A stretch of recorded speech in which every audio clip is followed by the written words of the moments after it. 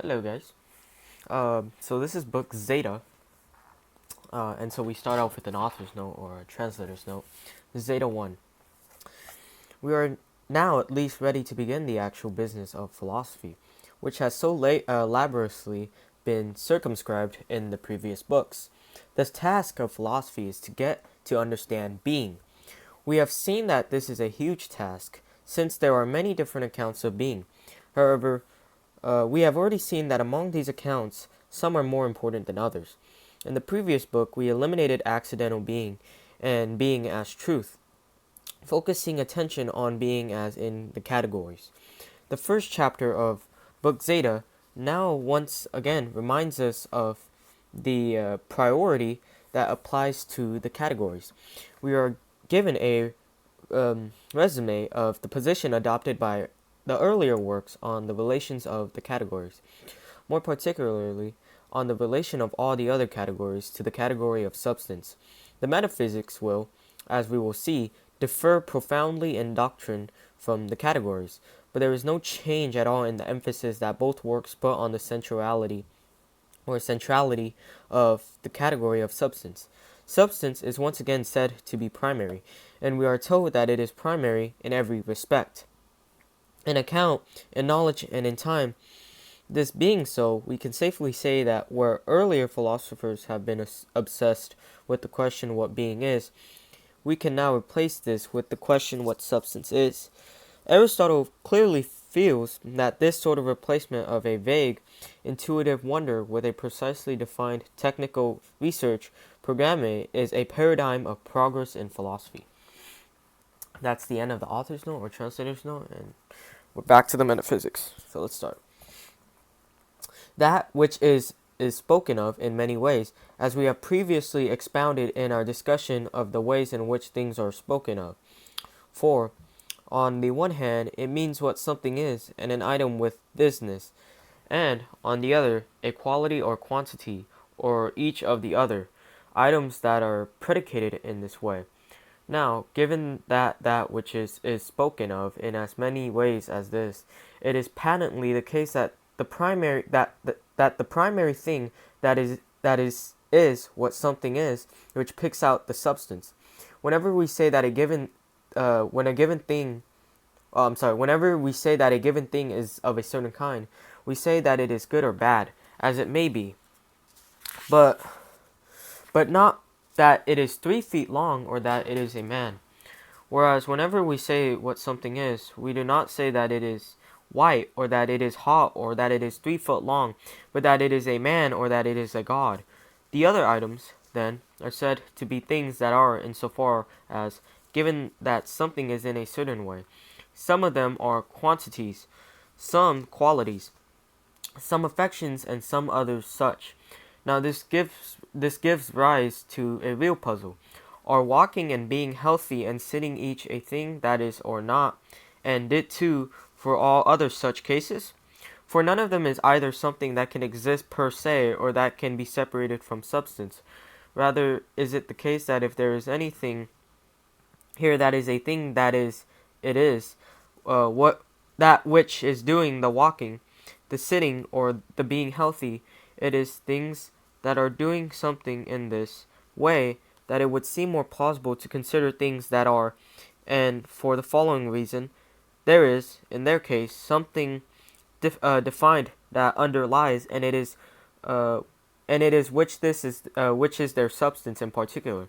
Its presence is clearly revealed by the very structure of a predication of this type, and is good or sits is not applied other than to such an underlying thing. Plainly, then, each of these other items owe their being to substance, and so we may say that which is primarily not is F, but just is substance. In fact, a thing can be said to be primary in a variety of ways, but it is in every way that substance is primary, alike logically, epistemically, and temporally. For substance, unlike any of the other predicables, it is is separable, and it also has a primary role in definition. For the definition of anything at all must comprise the definition of its substance, and it is also when we know what a man is or what fire is that we reckon that we know a particular item in the fullest sense, rather than we merely rather than when we merely know its quality, quantity, or location. In fact, our knowledge of these latter is itself dependent on our general grasp of quantity and quality. From all this, we can draw an interesting conclusion, and it is this: from the dawn of philosophy continuously down to, and very much including the present, philosophers have been uninterruptedly engaged with, and uninterruptedly baffled by the question, what is that which is? Now, this question just is the question, what is substance? It is substance that has been variously asserted to be the one or more, numerous than one, to be a finite number or to be infinite in number. We therefore too have one sovereign, primary, and we may as well say sole theoretical duty. It is to consider what that which is in this way is. We have another translator's or author's note. Zeta 2. Our question then is what substance is. But this can be taken in two ways. On the one hand, we are interested in knowing what substance is in itself. This amounts to knowing what the primary causes and principles of substance are, as announced in Book Gamma, and it is to this that the bulk of books Zeta and Eta are devoted. The discussion of the causes and principles of substance which they offer is without question one of the pinnacles of the history of metaphysical reflection. But, on the other hand, we are also interested in the question, what items in the world count as substances? This will have the profound consequences for our applied metaphysics, our conception of what the metaphysical order of the items of our world is, as well as what the total inventory of such items should be taken to be. Of course, these two questions are connected, in that the correct answer to the question about causes and principles is likely to assist us in delimiting the range of substances that there are in the world, while also, more inductively, some understanding of the likely range of substances may help us in our speculations as to the causes and principles of substance. In any case, Aristotle's procedure is to review in this chapter the range of items that have been proposed to play the role of the substance of the world. He then plunges in chapter 3 directly into the question of causes and principles. After this question has been exhaustively discussed, he gives an answer in chapter 16 to the question of the range of substance. He then begins a new discussion of the cause of substance in chapter 17, which is continued in Book Eta. The traditional range of candidate substances given here includes bodies, animals, plants, and their parts. The elements, compounds of the elements and their parts, the heavenly bodies, the quote-unquote limits of body, surface, line, point, and unit, supersensible and eternal substances, the Platonic forms and the mathematical entities. Numbers of various kinds and various combinations of these. All the candidates must be given a fair hearing. But it is clear that the real question underlying this list is whether or not we should admit substances which are immune to process of movement and change, inaccessible to the senses, and capable of existence in detachment from the sensible world.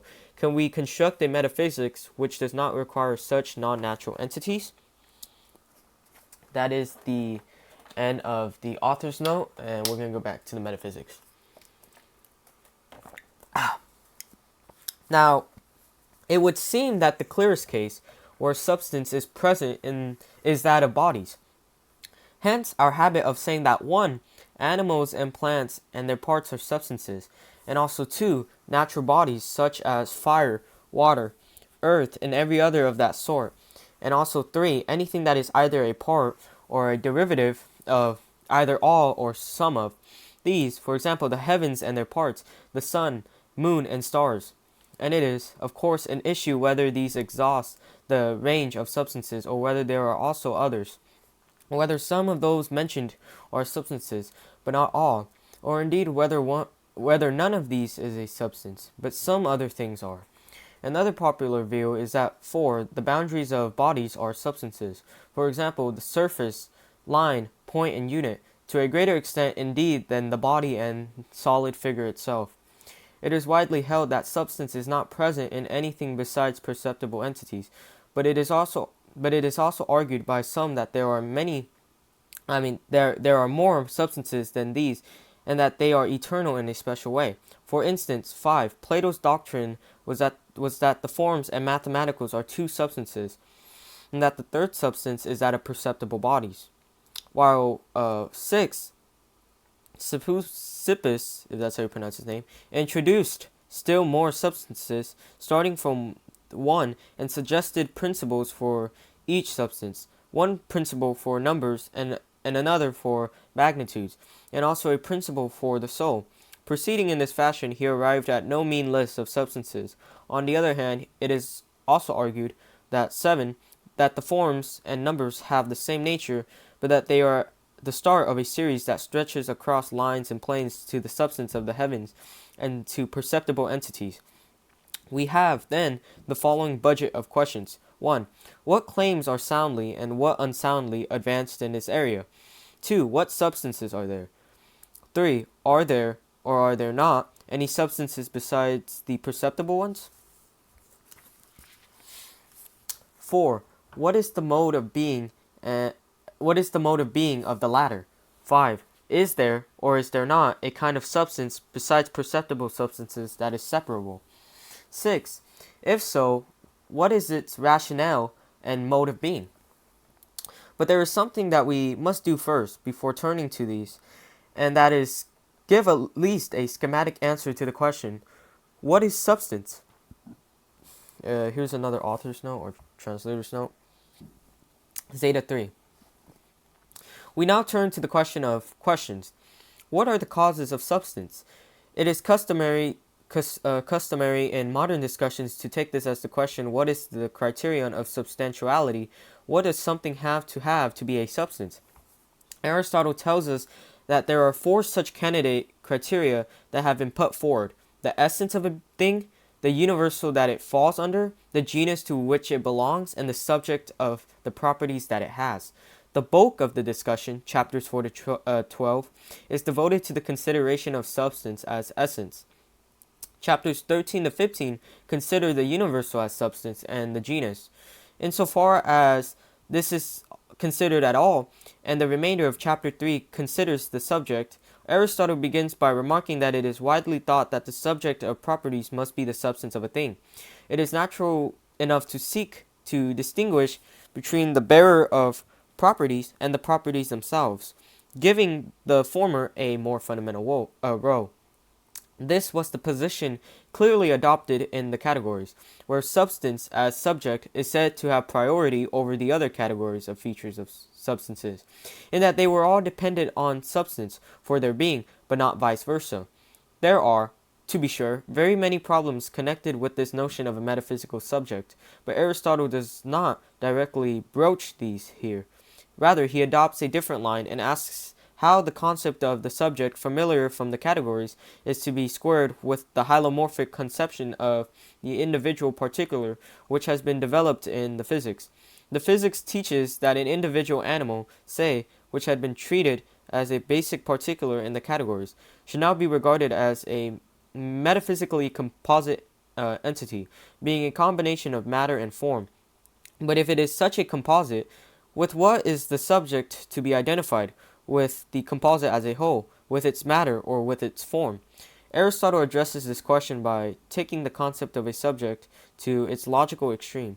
If we eliminate from something anything which is a property that it has, rather than what has the property, we first of all get rid of such things as its color, weight, etc., and then remove even its basic dimensions.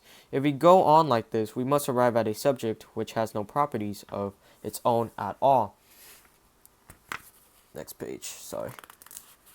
This sort of subject is what Aristotle calls ultimate matter, and it is hotly disputed whether Aristotle acknowledges that such matter exists. What, however, is clear that Aristotle cannot accept that such ultimate matter is the metaphysical substance of the world. It cannot be substance because it lacks two characteristics that are crucial to substance: separability and thisness. Thus, either we may say that the discussion has shown that a being, that being a subject is not the criterion of substantiality, or we must say that the subject criterion needs either to be modified or to be supplemented in such a way as to ensure that the substance candidate that it yields has the crucial features of separability and thisness. The discussion of the subject criterion has focused on the notion of thisness, and this prepares us for the discussion of the next candidate, substantiality, criterion, essence. It has often been pointed out that Aristotle does not seem to sorry. Where was it? I lost it. Oh wait, sorry. Yeah, it has often been pointed out that Aristotle does not seem to have a discussion of form to match that of matter, but as we shall see, the concepts of form and essence are very closely associated in his thinking, especially in Zeta. That is the end of the translator's note. Back to the metaphysics. There is no doubt a whole range of ways in which substance is spoken of, and yet four are of special significance. The substance of a particular thing is variously held to be A, that which it was to be that thing, B, the universal, and C, the genus. And there is also a fourth item in this list, namely D, the subject. Now the subject is that of which other entities are said. It is itself never being said of anything else. Consequently, it is important first to achieve a definition of this, for a strong case can be made for the claim that it is the primary subject that is substance to the fullest extent. What, then, is said to be the primary substance? Where there is a way in which matter, another way in which shape, form, and a third in which the composite is assigned this role. In speaking here of matter, I have in mind, say, the bronze of a statue, while by shape form I mean the geometry of the object's appearance, and by the composite the statue itself as a whole entity. Now, this means that if the form is prior to, and more real than, the matter, then it will, by parity of reasoning, also be prior to the composite. Okay, this amounts to a thumbnail sketch of what substance in fact is. It is that which is not predicated itself and is the subject of the predication of other things. However, we cannot simply leave it at that. The present account does not go far enough. For a start, it is in itself obscure, and secondly, on this account, as it stands, it is matter that turns out to be substance. That is to say, if matter does not turn out to be substance on the present account, it beats me what else could be. If you extract all other features of the object, what is revealed as being left over?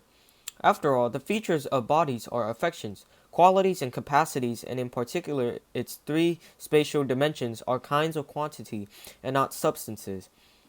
NB, a quantity is not a substance, and it is rather that which is the primary subject of these that is a substance. If, then, we further remove the three spatial dimensions, we find nothing left over, unless just what is delimited by these dimensions is something. But this means that if we adopt this approach, it has to turn out that matter stands revealed as the only substance. Let me be quite clear about what I mean here by matter. I mean an item that is not in itself a something, and is also not a quantity, nor said to be any of the other things by which that which is defined. For there is something that is the subject of the predication of each of these of each of these others, and being is different for this than for each of the categories. For the others are all predicated of substance, whereas substance is predicated of matter, so that the very last item will not in itself be a something, nor a quantity, nor anything in one of the other categories. We will not be able to identify this item, even with the denial of these others, since even denials will apply to it only accidentally. If we start from these assumptions, it has to turn out that it is matter that is substance. And yet, this just cannot be so. And this is because surely what we really think to be the most central features of substance surely are separability and thisness. And from that perspective, it seems far more plausible to say both that the form and the composite are substance than that matter is. Well, okay, but we can eliminate composite. Composite of matter and shape form. Substance on two counts. A, it is derivative, and B, it does not require elucidation. And in a way, matter too is straightforward. What we must scrutinize is the third kind of substance, for this is vexed with perplexities. Now, widespread consensus prevails that some perceptible entities are substances. So let's have a look at them first. It makes sense to sneak up on the more intelligible things, after all. This is always the way with understanding. It moves from things less intelligible by nature to things more so. In practical life, we start by doing what is good relative to the individual and end up by making what is good generally good relative to the individual. And in just the same way in theorizing, we move from that which is intelligible to the individual to making that which is intelligible in general intelligible to the individual, and things intelligible to individuals. Things initially intelligible are often only capable of being understood to a slight degree, and contain little or nothing of that which is. But all the same, we have to start with things only indifferently understood but understood by the individual, and try to achieve a grasp of things that are understood quite generally, progressing in the manner described from our humble starting points. We have another author's or translator's note, Zeta 4. So here it is. We turn, then, to the consideration of essence as the criterion of substantiality. But what is essence? It is a concept that has not been formally introduced in either the categories or the physics.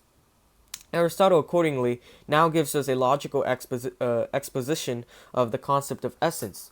The essence of something is related to the account that is given of it. But any particular thing will have an account far wider than its essence. For instance, if you happen to be musical, then any amount of you will mention your musicality. But this does not mean that musicality is part of your essence. Why not? Aristotle's answer is that musicality is not something that you have per se. So the essence of something is what is included in a per se account of it. There are many objections that can be raised against the whole notion of essence, and against the apparent circularity of this definition of it. But to appreciate Aristotle's line of thought, it is necessary to set these aside, at least for the time being. What, however, we must see is that the essence of a thing is more restricted than what is included in the per se account of it. For instance, it is a per se feature of whiteness that it must be whiteness of a surface. It is only surfaces which can be white or any other color. But this does not mean that it is essential to whiteness that it be of a surface. We can say that what something is necessarily realized in is not thereby part of its essence. So how do we tell just which per se features of a thing, which parts of its per se account are included in its essence? Aristotle's answer is that the essence of a thing is those per se features of it that are mentioned in its definition. But then the question becomes, what sort of things can have definitions? And Aristotle insists that things which are in some way compound cannot have a definition, and thus an essence. Thus, Aristotle wants to distinguish one group of items for which the essence is particularly important. It is normal to think that something will have an essence, and then perhaps some other non-essential per se properties, and some merely accidental properties as well. But is there anything which only has essential properties? Is there anything the account of which is exhausted by its definition? Yes, says Aristotle. This is the characteristic of the species which are included in the genera of things, especially of living things. Species have no non-essential features. When you have defined a species, you have said all that there is to say about it. This, in Aristotle's opinion, gives species a fundamental importance. He says that it is only species that have an essence, but it's probably best to take them as making the point that because there is no non-essential amount of species, and because something that Aristotle is assuming, though he ought to prove it. Having an essence is in fact the criterion of being a substance. We should conclude that species whose being is exhausted by their essence are the substances of the world.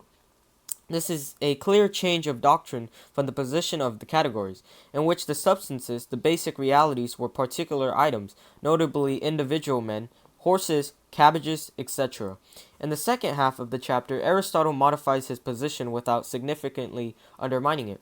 Whereas he has previously been saying that only things in the category of substance can be defined, he now allows that things in the other categories can also be defined in a second way. This should be taken as an indication of his willingness to allow common sense to prevail over dogma, but it does not affect the central conclusion just reached about the nature of substance and its revolutionary identification with species. That is the end of the author's or translator's note. Back to the metaphysics. We began this discussion by distinguishing the various criteria by which we define substance. One of these we took to be the what it was to be that thing for something, and it is time that we took a look at this. We can begin with a few logical remarks about it. Well, the what it was to be that thing is, for each thing, what it is taken to be per se. For example, it is not the case that being for, say, you just is being for the musical man, since it is not per se that you are musical. Okay, so being for you is being for you per se, but this is not all there is to it. The what it was to be that thing is not the per se being of a thing in the way that whiteness belongs per se to a surface. This is because it is not the case that being for a surface just as being for something white. And also, to be sure, it is not the case that it is just as being for the compound of the two, the white surface.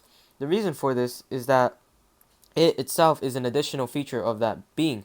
So we have a rule for giving an account of something. It is that for an account of a thing to be the account of what it was to be that thing, for it must be the case that the account, in stating what the thing is, does not contain the very thing itself. To clarify this a little, suppose that to be a white surface is to be a smooth surface. In this case, to be white and to be smooth would indeed be one and the same. Now let us look at the other categories. Compounds are no less to be found in them. After all, has its subject a subject for quality, for quantity, for time, and place and motion.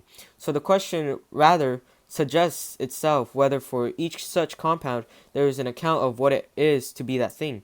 Indeed, do such compounds, let us work with a white man as an example, have a what it was to be that thing? Let us assign the term anorak to our exemplary compound. The question then is, what is it to be an anorak?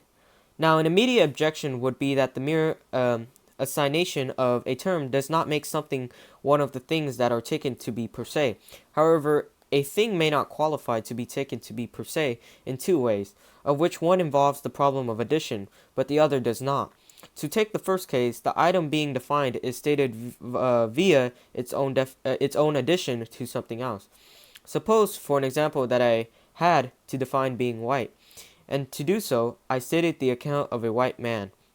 The other case involves rather the addition of something else to the thing to be accounted for. Staying with our use of an anorak to be the term for a white man, one would illustrate the second case by just giving a definition of anorak as a white thing. Of course, a white man is a white thing, but to be a white man is not just to be white. But then the question is whether being an anorak is a case of a what it was to be that thing at all. A reason for denying that it is that a what it was to be that thing is the same sort of thing as a thing with thisness. And a thing with thisness is just what we do not get whenever one thing is said of another. So, for example, a white man is not something with thisness, assuming that thisness is an exclusive feature of substances. Now, this gives a nice, clear conclusion. A what it was to be that thing only belongs to those things for whom an account just is a definition. Now, a definition does not arise just when a term means the same thing as an account. This would have the crazy consequence that all accounts would be definitions. After all, we can assign a term to any account, whatever, so that the Iliad would be a definition. No, a definition must be of something primary, and primary things are things said without the predication of one thing of another. So the only things that will have a what it was to be that thing will be the species of a genus. Species and nothing else whatever. It is, after all, the accepted view that species are not stated in terms of participation of one thing in another or in terms of a modification of something, nor on the basis of any accidental property. For each particular thing of every other sort, there will, to be sure, be an account of its meaning to be given. If it is a name, the account will state that the G is F, or maybe a more elaborate and precise account will be given instead of such a simple one. But what there will not be is a definition. Nor do such things have a what it was to be that thing. Oh, but wait a moment. Is not definition and the what it is talked of in a variety of ways? For instance, in one way, the what it is indicates the substance, the thing with thisness, but in another way, it indicates each of the categories, quantity, quality, etc. Indeed, just as is attaches to everything, though not in the same way, but applying primarily to substance and sequentially to the others, so does the what it is apply without qualification to substance and sort of kind of applies to the other categories. After all, we might ask the question, what is it of a quality? So that quality is one of the things with a what it is, but this would not be without qualification. It is like the way in which some philosophers treat that which is not, making the logical point that which is not is. Only, of course, not without qualification, but only that it is a thing that is not. Something similar applies with the being of qualities. Well, it is important to know how to speak of each thing, but only in strict accordance with the way each thing is. So there is absolutely no difficulty about what we are now saying. In just the way distinguished, the what it was to be that thing will apply primarily and without qualification to substance, and secondarily to the other categories, as also with the what it is, not as what it was to be without qualification, but as what it was to be of that quality or of that quantity. For we must either say that these other categories have being by homonymy, or by addition and subtraction, in the sort of way that we say that what is not known is known. As a matter of fact, the correct way is to speak of them neither by homonymy nor in the same way. It is rather as we use medical by dint of its referring to one and the same thing, but not actually meaning one and the same thing, and yet not doing so by homonymy. For when a body, a function, and an instrument are all said to be medical, this is not by homonymy, nor is it with a single meaning. Though it is with reference to a single thing, in fact, it does not matter at all in which of the two ways one would want to state these things. What is beyond dispute is that definition and the what it was to be that thing belong primarily and without qualification to substances. Sure, we can also use them in the same sort of way of other things, but this will not be in primary usage. Even, however, if we assume all this, it does not follow that there will be a definition of anything for which the term means the same as an account. Rather, the account must be of the right kind. This will be the case if it is the account of a single thing, and not single by mere continuity like the Iliad, or by conjunction, but rather in all the ways in which a thing is said to be single, and there are as many such ways as there are ways in which that which is said to be, and that which is means a thing with thisness, a quantity or a quality.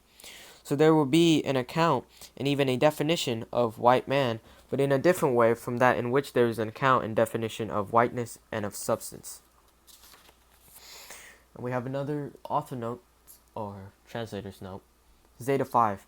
Aristotle has established that species can be exhaustively defined, and that thus they are substances in the most fundamental way. He is tolerant of the idea that non-substances can be defined in some secondary way. He would regard this as a harmless thing to say.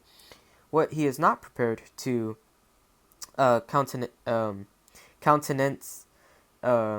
is that something combined with its accidental features should be definable as such and thus have an essence. There can be no essence of musical man. For instance, this of course is merely a corollary of his insistence that a definition mention no features of a thing that are not per se, as we have seen not to be a per se feature of a man. What is more problematic, however, is the position of per se but non-essential features. Should a thing together with its per se but non-essential features be susceptible of definition? Aristotle has given a clear negative answer to this in the previous chapter, but he sees that the intuitive temptation to define things with all their per se features is strong, so he argues against it once more. He takes the example of the snub. The snub is a concave nose. Nothing can be a snub unless it is both a nose and concave. Why, then, can we not speak of the definition and the essence of snub? Aristotle's reason for the rejection of the definition of snub throws great light on the intuitive attraction of the essence criterion itself. Aristotle says that if there were a definition of snub, it would have to be something like concave nose, but this would mean that the official account contained something which was itself capable of definition in the primary way, namely the nose. But this would mean that if you did not understand the definition of nose, you could be given a definition of the snub, which would be unintelligible to you. And this is something that Aristotle considers to be absurd. What this shows is that in insisting that substances be definable exhaustively, Aristotle is really insisting that substances be conceptually or cognitively fundamental. He reinforces these cognitive arguments by pointing out that if both concavity and snub could be defined, and if we can properly talk of a snub nose as well as a concave nose, then in talking of a snub nose, we will be talking of a concave nose, and so on indefinitely. These two lines of argument both support the claim that for something to have an exhaustive essence, it must be independent of the understanding of other things. They must be understood through it, not it through them. At the same time, substances must also comply with the subject criterion in that they must continue to be the bearers of properties, as in the categories. It is not clear that this combination can be coherently sustained, but Aristotle deals with it to some extent in the next chapter by asking whether there is anything which is identical with its essence. His answer to this question will once again point to the central substantiality of species. That is the end of the author's note. Back to the metaphysics. The end of the translator's note. Back to the metaphysics. Now, if you take it that an account involving an addition is not a definition, there is real question about which of those terms that are not simple but coupled admits of definition. Given that such terms must be explained by an addition, I have in mind a case such as the following. We have both nose and concavity, and also snubness, whose account comes from those two, being a this said to be in a this, nor is it in any accidental way that either concavity or snubness is an affection of the nose. On the contrary, it is a per se feature. If Callias is a white man, then whiteness belongs in a way to Callias or to man. And as much as Callias, to whom it is accidental here to be a man, is white, but it is not in this way that snubness belongs to the nose. Snubness belongs rather to the nose in the same way that maleness belongs to animal and quality to quantity, and in the same way that all things belong that are said to belong per se. And such things are all those that comprise either the account of, or the term for, that to which they apply, and which cannot be separately explained, in the way that whiteness can be explained without man, but femaleness cannot be explained without animal. So for things like this, it must either be that none of them has a what it was to be that thing and a definition, or if they do, it must be in a different way, as we have said. Now there is also another way about this group. If a snub nose and a concave nose are the same thing, then snubness and concavity will turn out to be the same thing. If, however, this is ruled out by the impossibility of stating snubness without bringing in the thing to which it applies per se, snubness being concavity in a nose, then either it is impossible to state the snub nose at all, or in doing so the same thing. Or the same thing will be said twice. This snub nose, assuming that a snub nose is a concave nose. Hence, it would be ludicrous if such items had a what it was to be that thing. Otherwise, a regress would be generated, since snub nose will be snub nose, etc. Proof upon proof that only substance admits of definition. Suppose there were definitions in the other categories. They would have to involve addition, as with the definition of the odd. This cannot be given without number, any more than female can be defined without animal. The sort of account by addition that I have in mind is that of accounts, like the present examples, in which the same thing ends up being said twice. But then, if this is true, there will be no definition of coupled terms, either, such as of odd number, though the circumstance is concealed by the causal formulation that such accounts tend to receive. If, on the other hand, there are definitions even of such terms, then either this is in some other way, or as noted above, definition and the what it was to be that thing must be said in many ways, so that in one way there will be neither definition nor a what it was to be that thing for anything, except substances, and in another way there will be. Here, then, is what we have now shown. A definition is an account of a what it was to be that thing, and B, a what it was to be that thing either belongs only to substances or belongs to them in the fullest sense, primarily and without qualification. So we have another translator's note here, or author's note. Zeta 6. Aristotle now concludes his central statement of the case that essence is the criterion of substantiality, that essence is what is definable in a thing, and that by the essence criterion it is primarily species that are substances. He does this by connecting the essence criterion with the subject criterion, examined in chapter 3.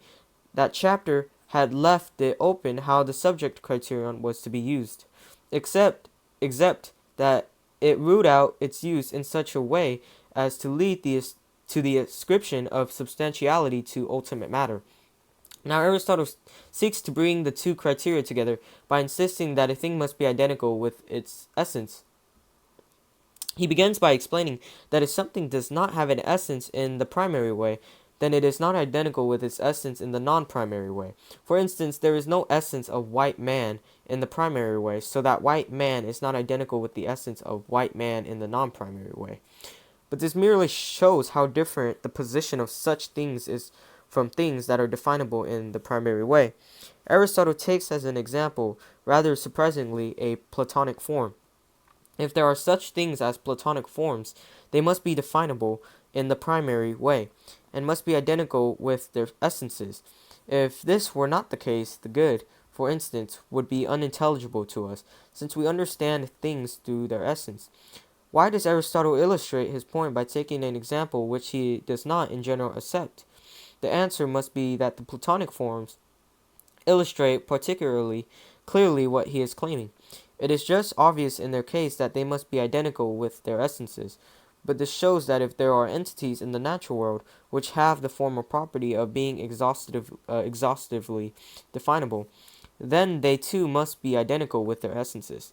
Such things, of course, are the species, which, taken as a whole, not as a collection of particulars, are identical with their species' essence. Our next question is this: is each thing the same or different from what it was to be that thing? This question is not without a certain bearing on our investigation concerning substance. It is, after all, widely held that a particular thing is not anything other than its own substance, and the what it was to be that thing is being taken to be the substance of each particular. Well, in the case of things accidentally predicated, it would be generally agreed that they are different. So, for example, a white man would be different from what it is to be a white man. If they were the same man, then to be a man and to be a white man would also be the same. After all, it is argued a man and a white man are the same thing, so that to be a white man must also be the same as to be a man. On the other hand, it is perhaps not necessary that things that are accidentally the same should be the same. It is not, for instance, in this way that the extremities become the same. And yet it might be held to turn out that the extremities become accidentally the same, in the same way as to be white and to be musical. However, this is not what is in fact thought. But what about things that are per se? Must such a thing be the same as what it was to be that thing? Suppose, for example, that there are certain substances to which neither other substances nor other natures are prior. It is such substances that certain philosophers assert the forms to be.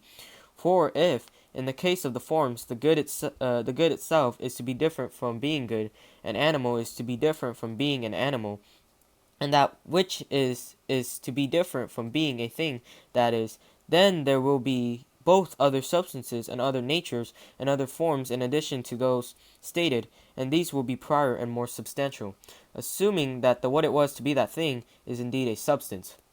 Furthermore, if we do disjoin the two, then there will be no knowledge of the forms.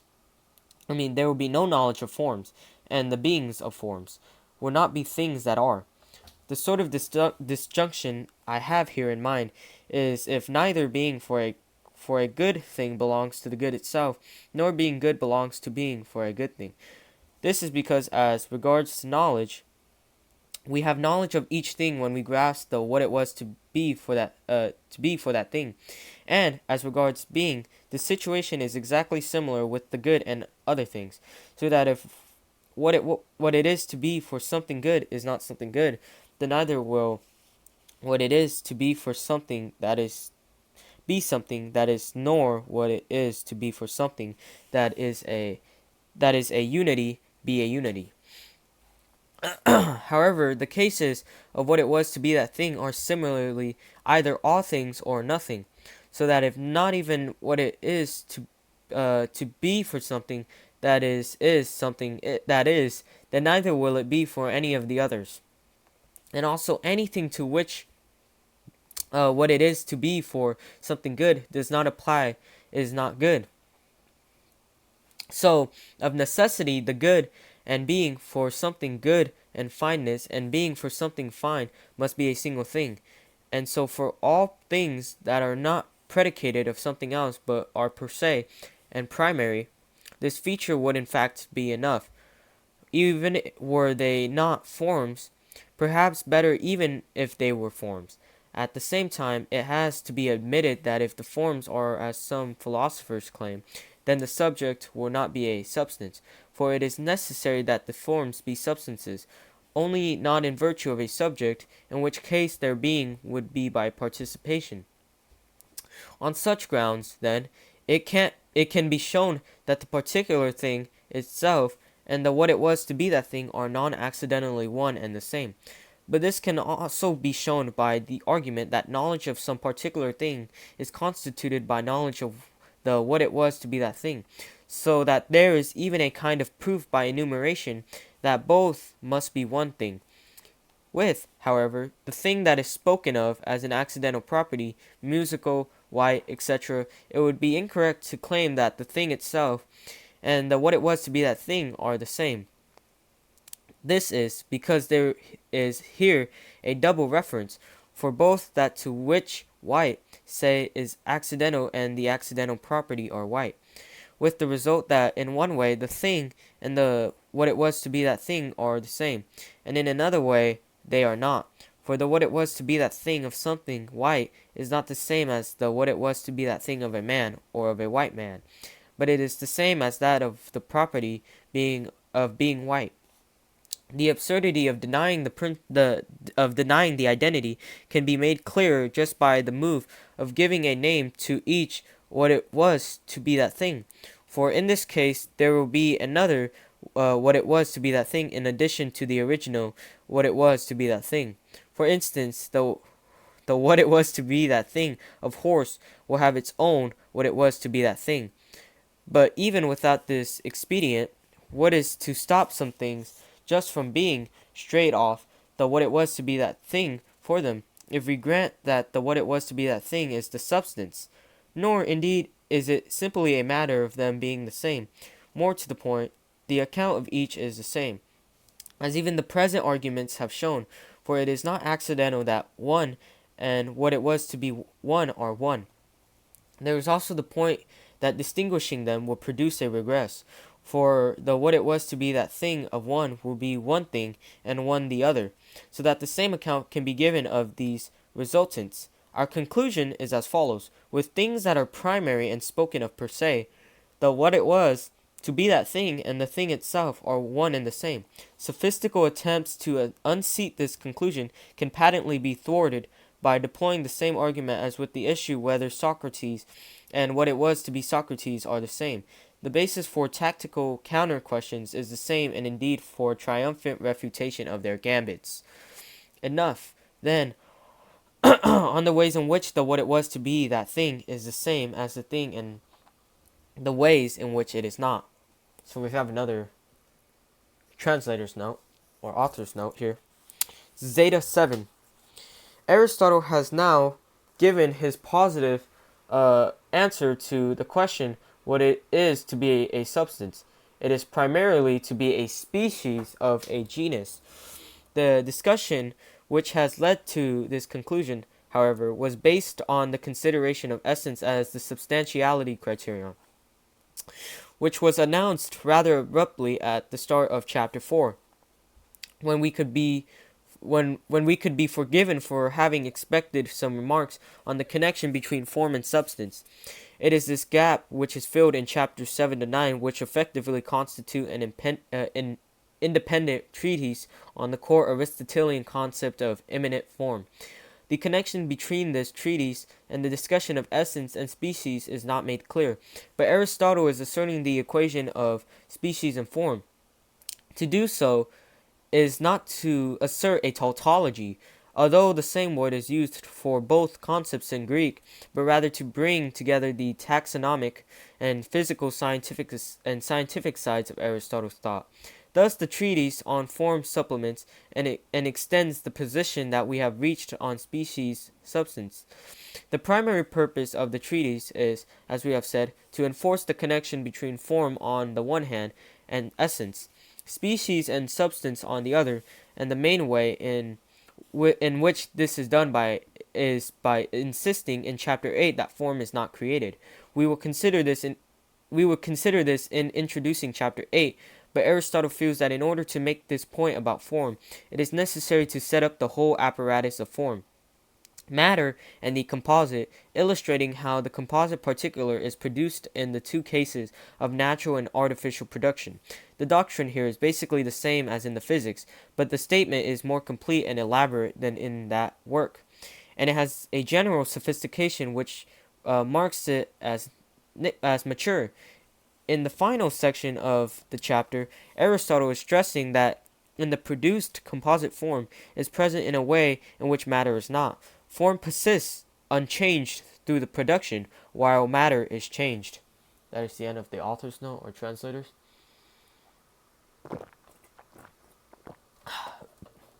Back to the metaphysics.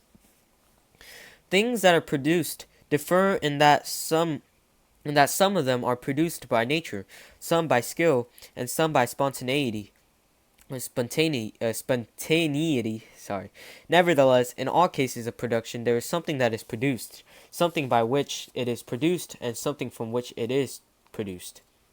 And that which is produced may belong to any of the categories, being either a this or some quantity, or quality, or location. Now, cases of natural production are those in which the production is from nature, and our term for that from which the production is matter. And in these cases, that by which the production occurs is one of the things that exist by nature, while that which is produced is a man, a plant, or something else like that. And these are indeed the things that we are especially disposed to call substances.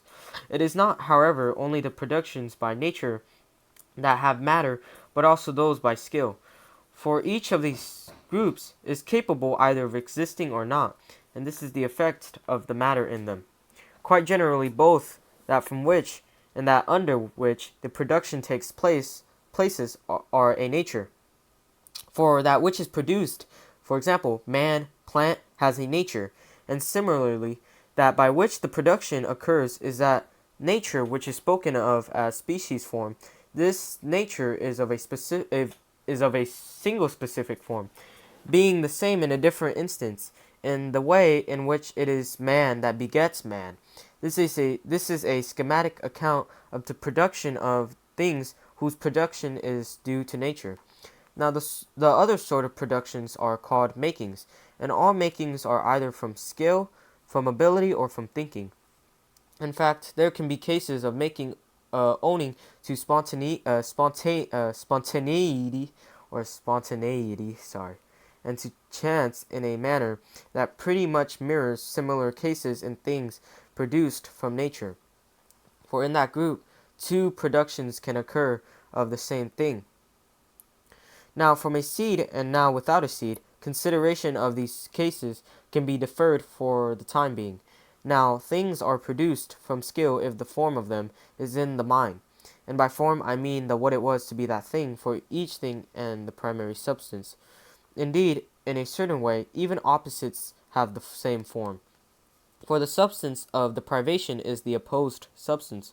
For instance, health is the substance of disease, inasmuch as it is by the absence of health that disease occurs, and health is also the ratio in the soul, and the science thereof, to produce health. That is, you must think as follows: since this present item is health, of necessity, if health is to come about, this item must obtain, say, bodily consistency, and if the latter, then warmth. The sequence of thoughts always proceeds in this way until a position is reached in which their subject can act on their final claim, and immediately from here on the process is termed a making. The making directed at health, the upshot is that in a way health is produced from health, and a building from a building. The building, namely, that has matter from that which does not. For medicine and architecture are respectively the forms of health and a building. And I say that this form without matter is the what it was to be that thing. A part, then, of productive processes is called thinking, and another part is called making. That which is from the principle and form is called thinking, and that from the last stage of the thinking process is called making. And in fact, each of the intermediate stages in the process is produced in the same way. What I mean is this. Suppose that the patient's becoming healthy depends on the achievement of consistency.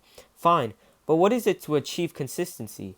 It is, answer, to do this, some demonstration occurs, and this will come about if the patient is warmed. Okay, again, but what is it to be warmed? Answer is this, new demonstration, and this state is potentially available to the patient. This is something that is directly up to you. So what does the making, that from which the process of becoming healthy originates, is, if the production is from skill, the form in the mind of the doctor, and if from spontaneity, from something that is on occasion the principal production for the productive agency from skill. As in the case of medicine, the principle is perhaps from warming, and it is that the agent would directly make by rubbing. So bodily warmth is either an element in health or attended by something that is an element in health, either directly or through various stages. And the last stage of this that produces the element is itself in this way an element in health or of a building. For example, bricks. And of the other cases, there cannot, then, as they say, be production unless something antecedently exists. So clearly some element must of necessity obtain. After all, the matter is an element. It is eternal. It is internal to the thing and becomes what the thing is. But must this also go for the elements in the account of the thing? Answers to the question what bronze circles are reveal an ambivalence about this. We say of the matter that it is bronze, and of the form that it is a certain figure, the genus to which it is primarily assigned. After all, a bronze circle has its matter in its account. Some things that are produced from something as their matter are, when they are produced, called not that, but that turn. So the statue is not called stone, but stony, whereas the healthy man is not known by that from which he is produced.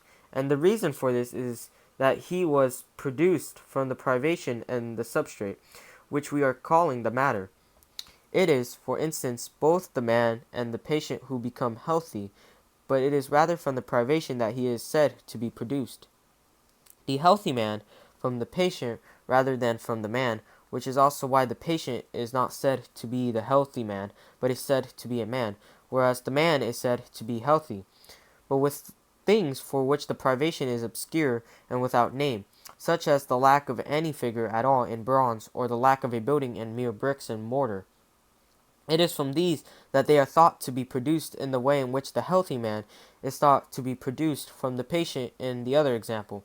Quite consistently, then we do not, in the case of the patient, say that he is that from which he has been produced, nor, in the present case, that the statue is wood, but rather change the word form from wood to wooden, and similarly, bronzen instead of bronze, and stony instead of stone, and conformably with this the building is said to be bricked, not bricks.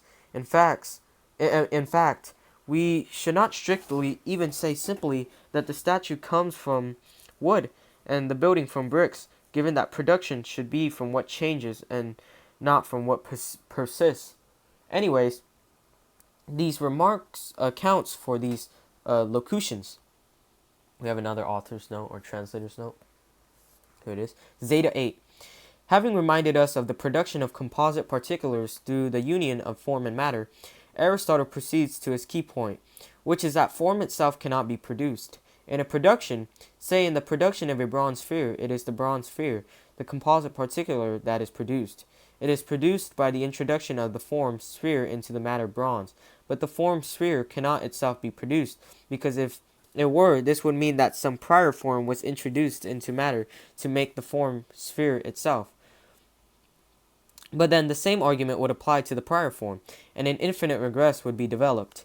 It might be argued that the same point could be made about matter, but Aristotle would reject this on the grounds that form is determinate, in a way in which matter is not. Thus, if we accept his premises, his argument shows the special status of form.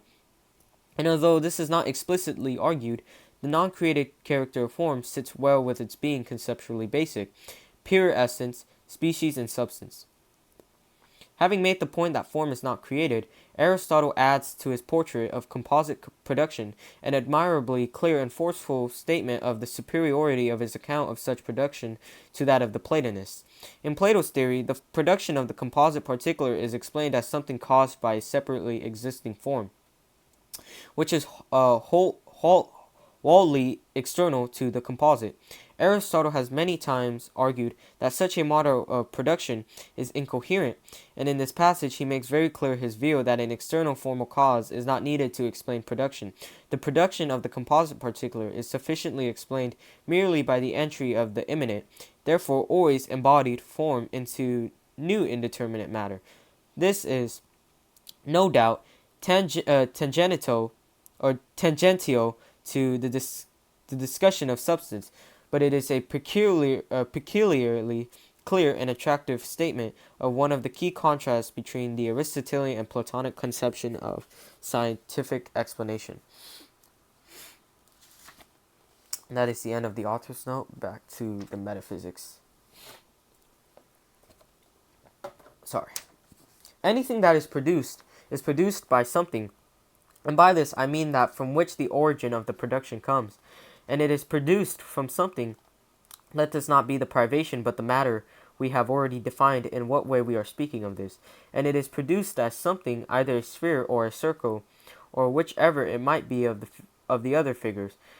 And just as the output of the production is not the substrate, bronze, so also is it not the sphere, except accidentally insofar as the bronze sphere is a sphere, and it is a bronze sphere that is produced. To produce a this thing here, after all, is to produce a this thing here from, generally speaking, the substrate. What I'm driving at is that producing a bronze ball is not producing the ball or sphere, but rather another thing, which is as this form in something else. For if there is production here, it must ex hypothesis be production from something.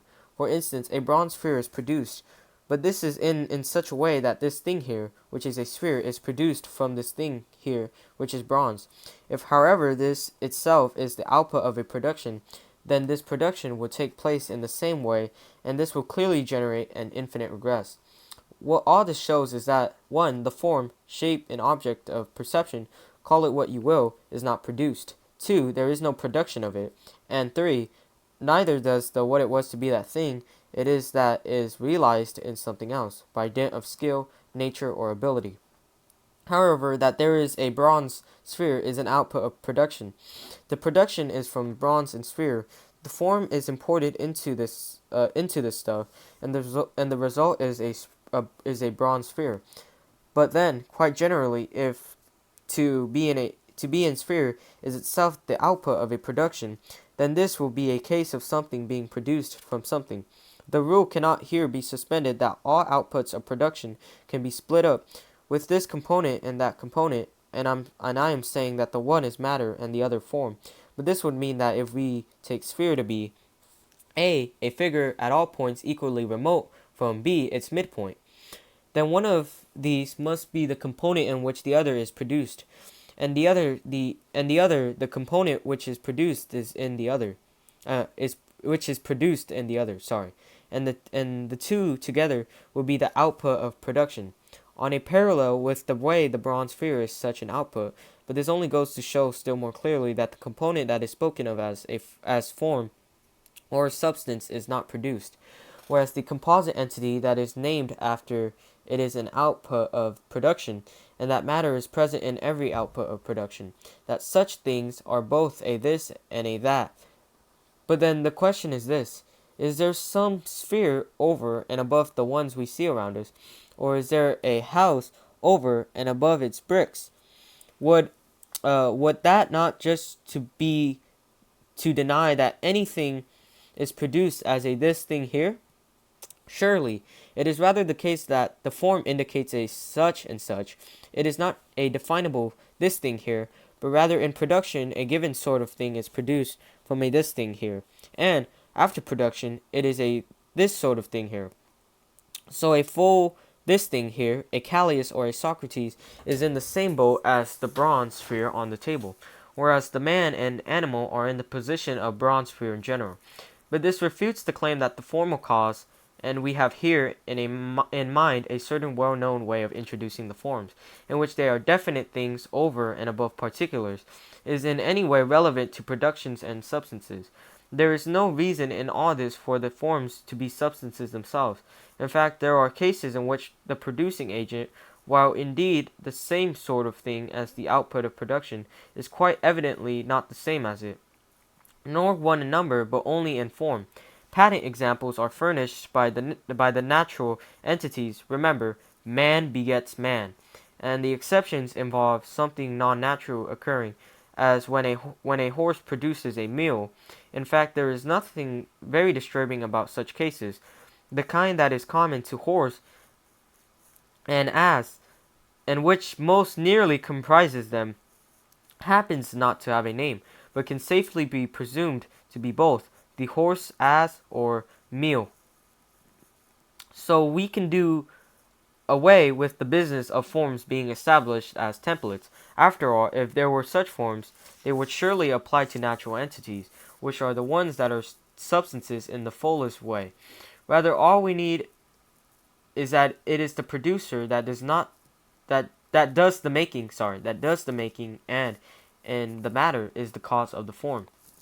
and the full output. This sort of form in this very flesh and bones is Callias or is Socrates. They differ materially, their matter is different, but they are formally the same, indivisibility of the form. We have another author's note again, so Zeta 9. This chapter is a kind of appendix to the argument of the previous two, and especially to the general account of composite production in chapter 7.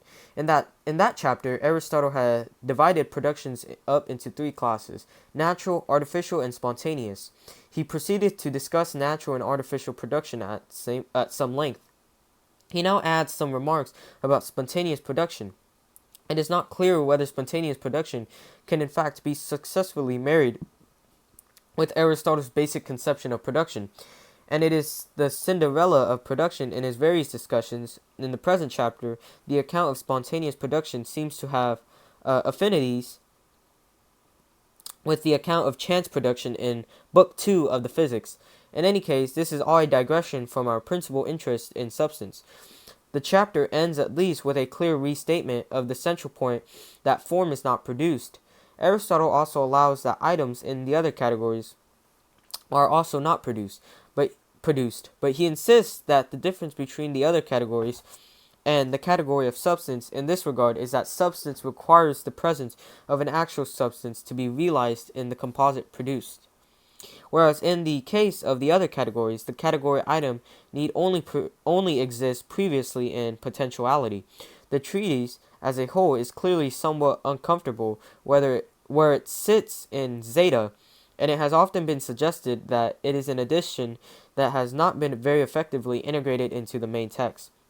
Something like this is very probably true, but the connection between the doctrines of the treatise and the previous discussion of essence and species is both clear, although not explicitly stated, and important. In addition, the treatise is admirable in its own right as giving a particularly clear statement of the Aristotelian doctrine of immanent form.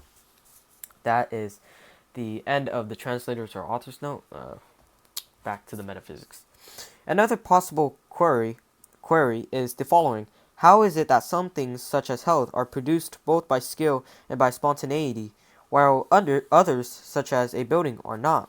The reason is that for some things, the matter that provides a principle for production in the fashioning and producing of something that can be produced by skill, and in which an element of the item in question is present beforehand, is, in some instances, such as to be capable of being set in process by itself, and, in others, not. And where it can be so self-initiated, it sometimes can and sometimes cannot be set in process in the way appropriate for a production. There are, of course, lots of things that can be set in process by themselves, but not in some given way, such as, say, dancing. Anything, then, whose matter is of the latter kind, for example, stones, can only be set in the relevant process by something else, even though they can set themselves in another process. Fire is another example of this. And this explains why there are some things that would simply not exist in the absence of the possessor of the relevant skill, while other things might well exist in such circumstances, given that they are capable of being set in process by those things which, 1, lack the relevant skill, but 2, can themselves be set in process by other things which lack the relevant skill, or 3, from some part thereof. The foregoing also makes it clear that in a way everything is produced either 1, from a bearer of the same name, as in the case of things produced naturally. An example of this among artifacts is a building, which is produced from a building to the extent that it is produced by thought, and that the skill is the form of the building, or 2, from a part with the same name, or 3, from the possessor of some such part. Ruling out, that is, mere cases of accidental production, for the primary and per se cause of production is a part of the output of production. It was, for instance, the warmth in the movement that produced warmth in the body, and such warmth either just as health, or is a part of it, or is attended either by health itself, or by some part of it. And it is in fact by virtue of this that such warmth is said to produce, and that it produces that to which health is attendant and proper. So, just indeed as in the case of demonstrative arguments, the substance is the principle of everything else, For demonstrative arguments derive from the what it is, from the what is it, and so in the present case, do instances of production. Natural compositions do not differ radically from this, for on the one hand, the productive effect of the seed is not different from skill, given that the seed possesses the form potentially, and that from which it comes shares its name, in a way with the product, in a way because it is not to be supposed that the name of producer and product will always be exactly the same, on the lines of a human being begets a human being, since we can perfectly well say a woman is from a man. I am bracketing off the abnormal here. A meal does not come from a meal.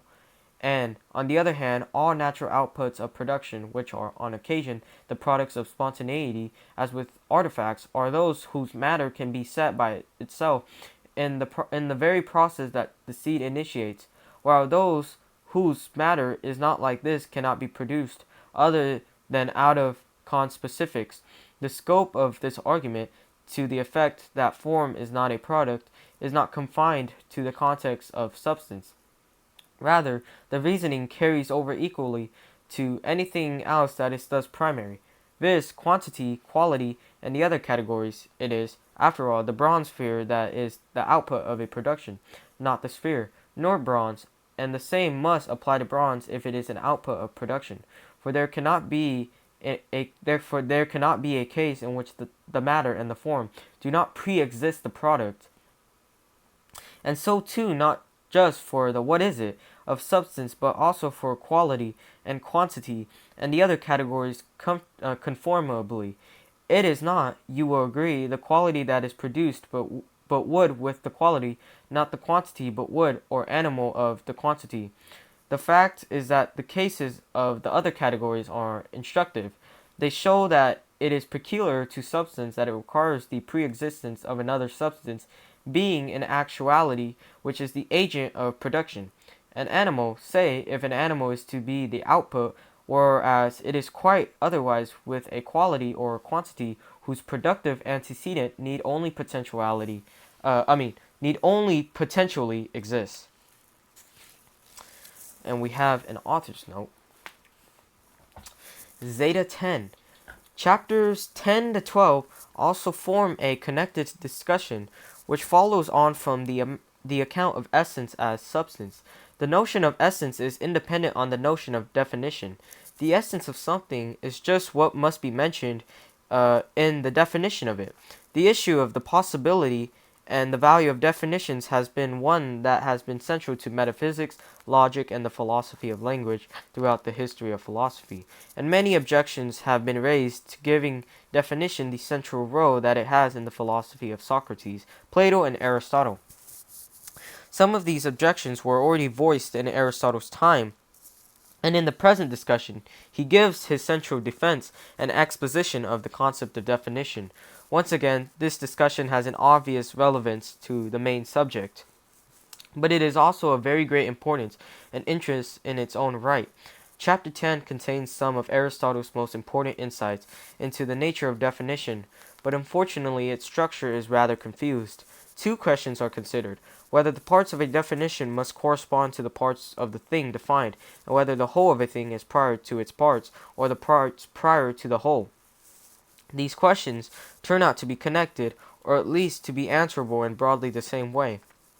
The point of the first question is that if something has parts, as the objects of definition must have to be definable at all, how can we tell which parts are to be included in the definition and which not? Aristotle answers this by distinguishing between the prior and posterior parts of things. For instance, the sections of a circle are parts of the circle, and the letters of the syllable are parts of the syllable. But Aristotle sees a crucial difference between them. It concerns the order in which we come to understand the whole and the parts. In the case of the circle, we understand the circle first and the parts second, in the sense that you can only understand a part of a circle if you already understand a whole circle. With the syllable, however, the reverse is the case. You cannot understand what the syllable as a whole is without already understanding the letters of which it is made up. Aristotle says that the parts of the syllable are prior and the parts of the circle are posterior. In doing so, of course, he also gives an answer to his second question. What the discussion shows is that the notion of definition is basically connected with that of understanding. The object of a definition must be what is in some way independently and fundamentally intelligible. That is the end of the author's or translator's note. Back to the metaphysics. The definitions, the definition is an account. Now every account has its part, and there is an isomorphism between the relation of the account to the entity that it concerns and the relation of a part of the account to a part of the entity. So straight off we have an issue. Should the account of the parts be present in the account of the whole or not? Of course, there are some instances where the accounts of the parts are clearly so present, and some for which, equally obviously, they are not. The account of the circle does not comprise that of its segments, while, by contrast, the account of the letters is contained by that of the syllable. But this hardly means that in some way the circle is less divisible into its segments than the syllable into its letters.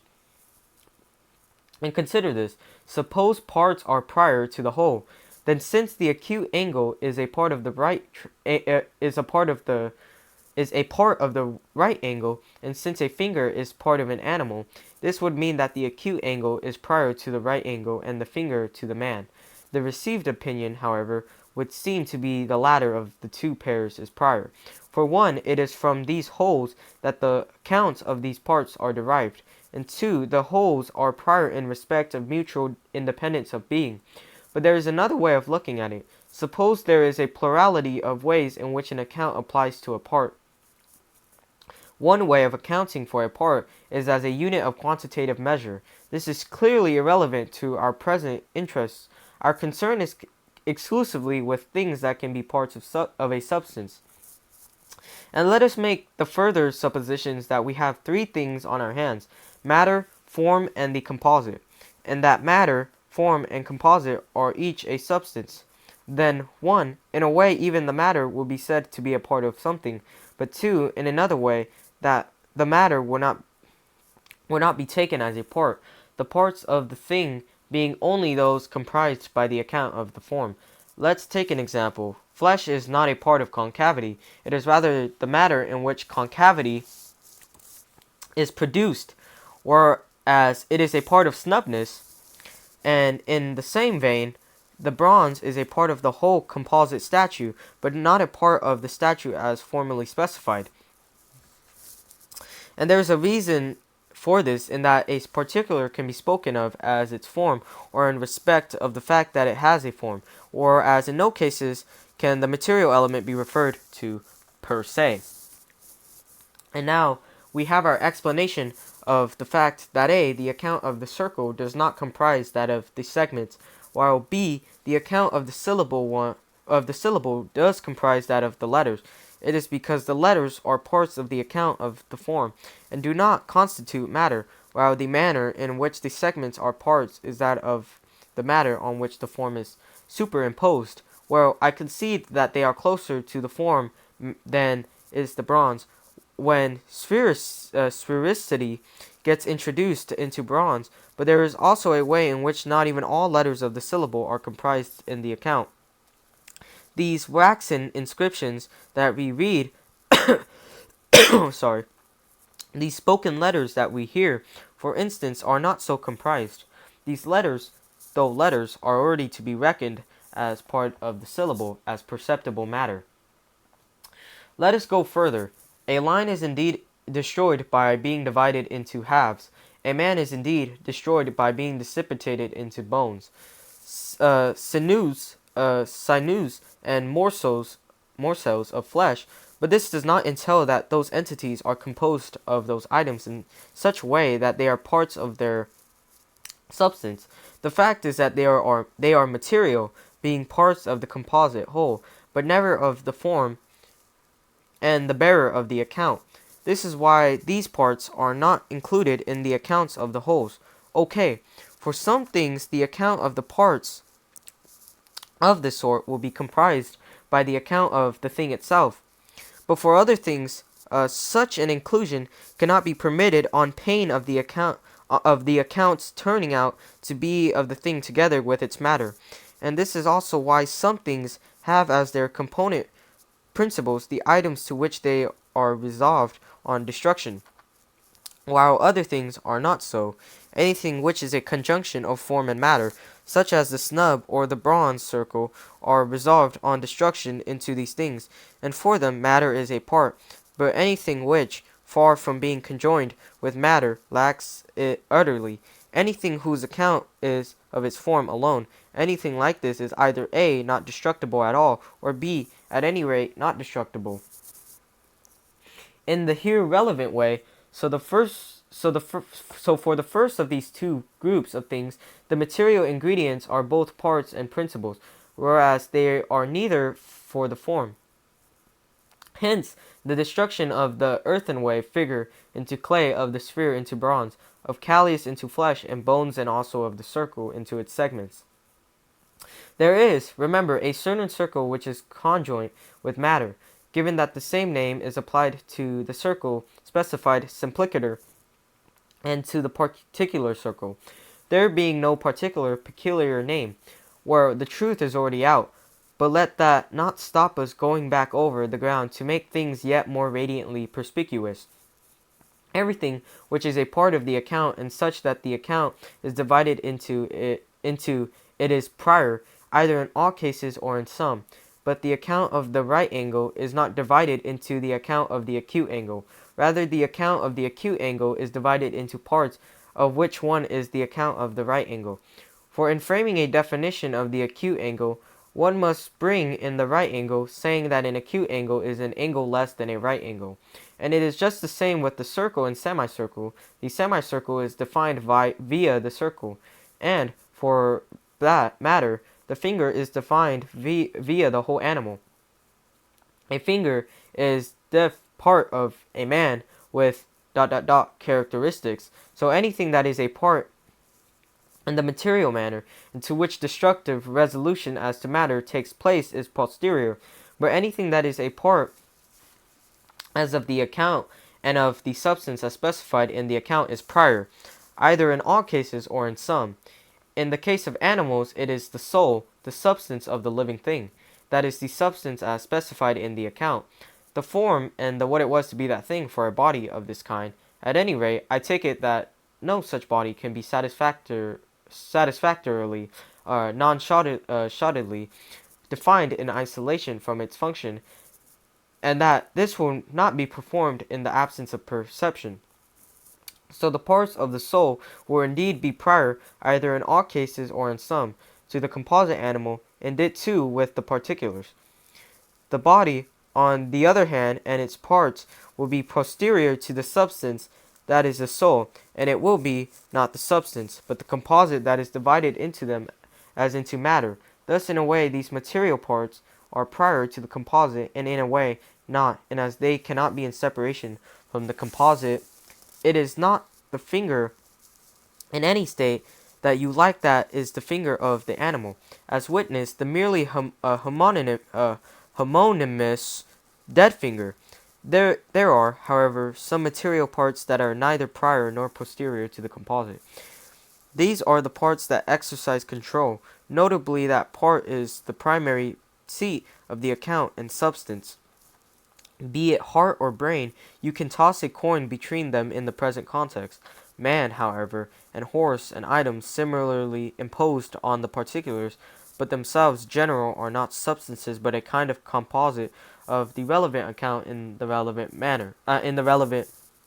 matter. Considered universally, by contrast, particulars, Socrates et al., are directly composed from mere matter. We have then on our hands the part of the form, and in speaking of form, I have in mind that what it was to be that thing, the part of the composite of the form and the matter, and the part of the matter itself. But it is only the parts of the form that are parts of the account, and it is the universal that the account is an account of given that being for a circle and circle are the same thing, and it too being for a soul and soul. But once we have a composite, this circle now lying in front of us, say, or any perceptible or intelligible particular circle, intelligible circles equal mathematical ones. Perceptible equals, for example, bronze or wood. This law are not susceptible of definition. They are cognized respectively by thought and perception, and on moving out of actualization, it is a moot point whether they even continue to exist. Reference to and cognition of them is always via the universal account, matter being not per se an object of cognition. Matter divides into that which is perceptible and that which is intelligible. The former comprises bronze, wood, and all processes apt matter. The latter matter is present in the perceptibles, but not qua perceptible. For example, the mathematicals. That wraps up the discussion of part and whole and of prior and posterior. To the question whether the right angle, the circle, and the animal are things prior to the parts into which they are resolved and of which they are composed, it is to be rejoined that the question is simplistic. If the soul too is the animal, or is the living thing, or if the soul of the particular animal or living thing is the particular animal or living thing, and if circle is being for a circle and right angle is being for a right angle, and the substance of the right angle, our position should be that the what is indeed posterior to something, viz., the parts in the account, and to those of a particular right angle. This is the right angle with matter, the bronze right angle, and the right angle in particular lines, whereas the right angle without matter is posterior to the parts in the count, but prior to the parts in the particular right angle. So our questioner cannot be returned a simple answer. And if conversely the soul is something else and not the animal, the position is still the same. Some parts prior, some parts not. Our schema stands. Next page. So we have another author's note or translator's note. Zeta 11. We have seen how in the previous chapter Aristotle has distinguished between the prior and posterior parts of things, and put this distinction to use in answering certain pressing questions about the coherence of the notion of definition. The distinction between the prior and posterior parts of things is tantamount to the distinction between the formal and material parts of things. But in the present chapter, Aristotle considers a possible objection to drawing so sharp a distinction between the formal and the material parts of things. But in the present chapter, Aristotle considers a possible objection to drawing so sharp a distinction between the formal and material parts of a composite. Sorry if I repeated a line. He develops the objection as follows. Consider the case of a bronze sphere. In this case, the form sphere could easily have been introduced into some other material, wood, say, or marble. So it is easy and natural to distinguish the formal and material parts of that composite which is a bronze sphere. But there are some cases in which the form is not realized in a variety of matters, but always in the same matter. For instance, the form of a man is his soul, and the human soul is always realized in flesh and bones. Aristotle would rule out the possibility that a robot could be a human being. In such cases, it seems much more unnatural to insist on the distinction between form and matter, given that a certain matter always accompanies a certain form. Aristotle's reply begins with a polemic against the Pythagoreans and Platonists, who are indeed ready to reject the material parts of such things as particular men. In the Pythagorean view, as in some forms of Platonism, the role of matter is taken by number. Aristotle responds that matter is in fact necessary to produce a difference between the various instantiations of the form. If, for instance, there were really no distinction to be drawn in the case of man between the formal and material parts, then one individual man could not be different from another, which is, of course, absurd. This shows that for all sensible substances, and Aristotle hints that this may also apply to supersensible substances, there must be matter as well as form in the particulars. The chapter ends with what seems to be a concluding summary of the whole discussion of essence. This sits badly with the fact that the very next chapter, chapter 12, deals with a problem that is closely connected with the discussion of essence, the problem of unity of the definition. This is another indication of the evidence that the whole work shows of having been cobbled together, presumably after Aristotle's death. This issue is discussed at length in the introduction pages, whatever that is. Take a quick drink of water. Oh, back. That is the end of the translator's note or author's note. Back to the metaphysics. But what sort of parts, you might very reasonably inquire, are of the form, and what sort are not of the form but of the compound? Until this is cleared up, there will be no defining of the various items.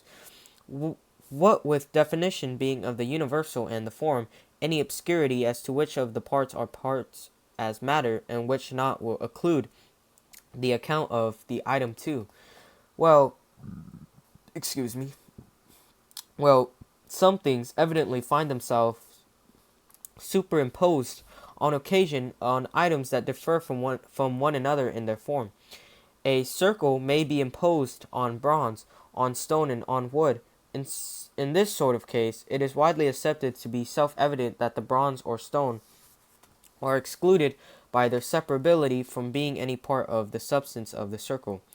Not but what a thing's never being observed to be separated from something else is no guarantee that it is not in quite the same position as the above. Suppose we only ever saw bronze circles. Would that make the bronze of a formal part? Would that make bronze a formal part of the circle? I concede it might be hard to eliminate it in one's thinking. A very salient example is this. The form of man is always observed in flesh, bones, and the familiar parts. Are these then also parts of the form or account? Surely not. Surely they are matter, but matter which by dint of the form of man's being imposed on no other things is inseparable. It is not usually contested that cases like this occur. The question is how frequent they are. Indeed, the cases of the circle and the triangle are contentious. It is sometimes claimed that it is somehow wrong to define them in terms of lines and continuity. The account of these latter is in all cases in all cases like that of the flesh and bones of the man and of the bronze and stone of the statue. The formal account is thus confined to the numerical expression, the account of the line being the account of the two. If you subscribe to the theory of forms, you have a choice. You can either A. identify the dyad with line itself, or B. call the dyad the form of the line. On view B, it is conceded that in some cases the form and that of which it is the form are the same, as with the dyad and the form of dyad, but it is insisted that this is not so with the line. There is, however, a catch. There will turn out to be one form for a plurality of items patently different in form. The problems the Pythagoreans got into. And then we may as well introduce a single form itself, which nothing else really being forms, but this just means that everything is one. This much has so far been established that there is a difficulty about the business of definition and what the root of this difficulty is. One says from the purpose of a definition, if one confines oneself to a formal account and simply discards the material element, some things, it would seem, just are a this in a that, or such and such items in such and such a state. We should not, then, countenance the pet analogy of Socrates, the later between a circle and an animal, which both distracts from the truth and induces the supposition that the man without the parts is just as much on the cards as the circle without the bronze. The analogy, however, does not hold. The animal is a sort of perceptible object, and there can be no defining of these which prescinds from processes, and thus too none that prescinds from the parts being in the appropriate condition, as witness the fact that it is not the hand in absolutely any state you please that is a part of the man, but the hand with the capacity to discharge its to discharge its function, viz., the hand that is alive. The lifeless hand, on the other hand, so to speak, is not a part of the man. This argument, however, will not directly apply to the mathematicals, which are not objects of perception. Why, then, do we not here find accounts that are parts of accounts? Why are the accounts of the semicircles not, remember, objects of perception, not parts of this account of the circle? Or the fact is that it makes no difference, since some things that are not objects of perception have matter.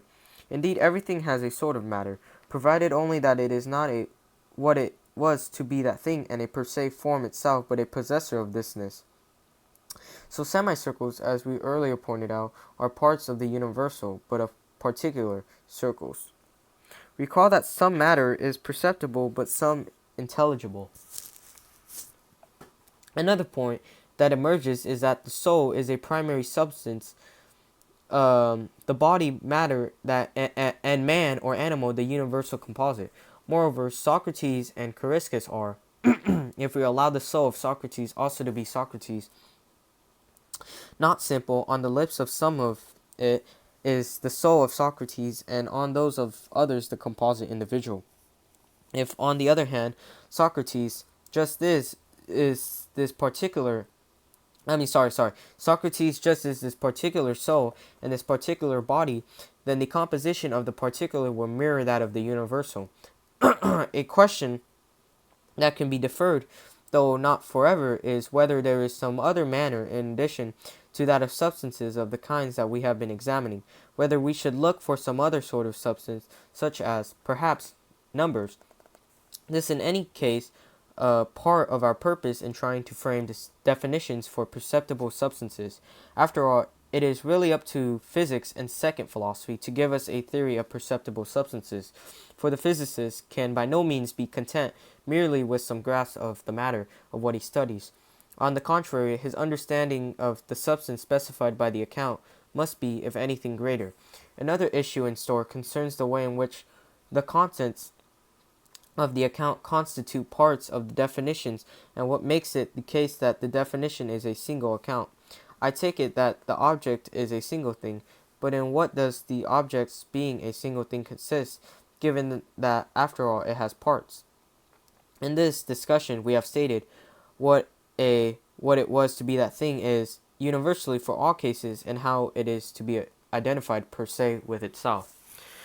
Why, in some instances, the account of the what it was to be that thing contains the parts of the thing defined, and in others not, and that the parts that are thus present in the account of the substance will not be present as matter, the latter not being parts of that substance, but of the composite substance, a substance to which in one way an account applies, and in one way not, given that there is no account of it in conjunction with matter which is indefinable, whereas there is an account to be had of it under specification of the primary substance, so that, for instance, the account of soul is the account of man. The key point is that the substance is the form dwelling in the object, and that from it, the substance that is a composite of the form and of matter is said to be a substance. So concavity is a substance, and the composite of which and of the nose are the snub nose and snubness, in both of which nose will be present twice, whereas a composite substance such as snub, nose, or callius will also contain matter. That in some cases the what it was to be that thing in particular are the same, as with primary substances. For example, if curvature is primary, then curvature and the what it was to be curvature, primary substance, indicating what is not given by an account of one thing in another as its material substrate. That, by contrast, anything that presents itself as matter or in conjunction with matter is not the same as the what it was to be that thing, not even as an accidental unity, like Socrates and something musical, which can be accidentally the same. So we have another author's or translator's note here, Zeta 12. In the last chapter of the extended discussion of essence, definition, and form, Aristotle turns to what is perhaps the most serious objection to his doctrine. His claim, remember, is that definable essence is primary substance, and that the primary substances are the species of genera. One feature that a primary substance must have on any account is unity. A substance must be a unity in a fundamental way, but the notion of substance as here defended depends, as we have seen, on the notion of definition via that of essence. And it is far from obvious that a definition can be a unity. Aristotle both formulates and meets the objection in terms of what he considers to be the fundamental style of definition. Definition by division, though he suggests that the explanation can be extended to other cases, a definition by division is the same thing as a definition by genus and differentia. A species, for instance man, is defined as a genus, animal, and a differentia, two-footed.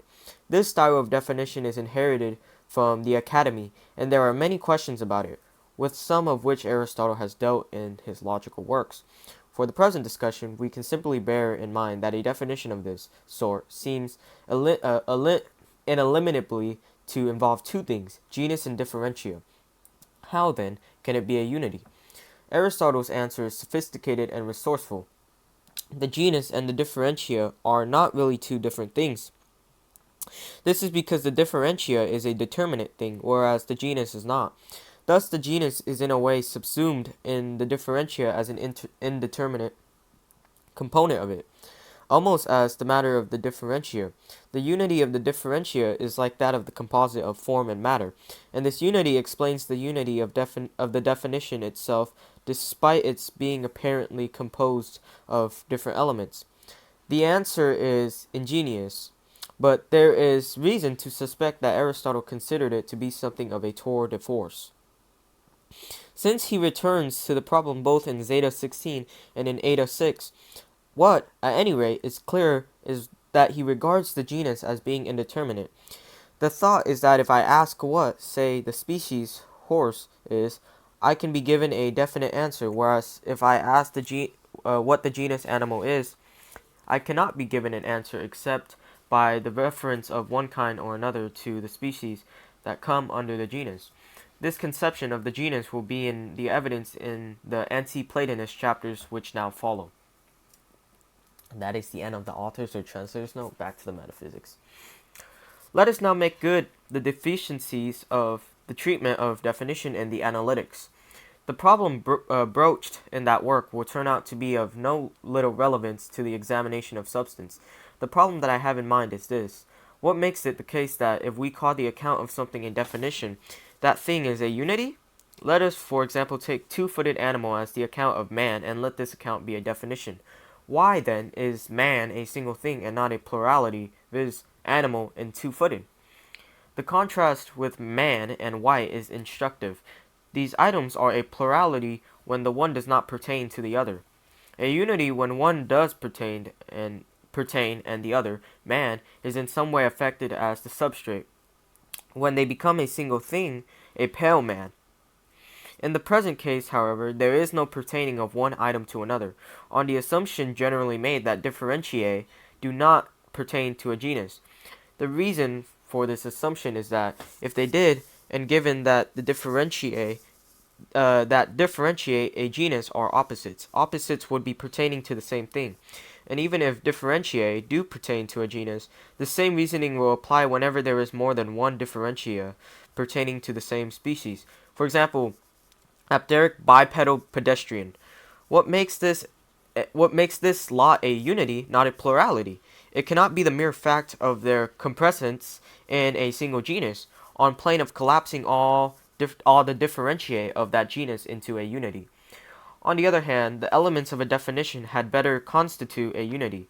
After all, a definition is a unitary sort of account, And since it is an account of substance, it must be an account of a single thing, given that, as we have stressed, substance picks out something that is a unity and has thisness.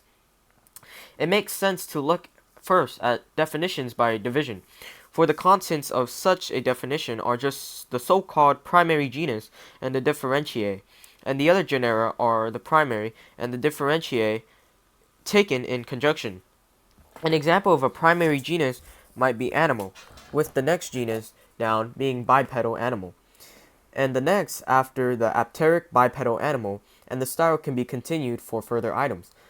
But surely, just as it makes in general no difference whether the specification is by many or few differentiae, neither does it whether the specification is by a few or by just two, provided that of the two, one is the differentia and the other the genus, as animal is the genus and the other the differentia in bipedal animal.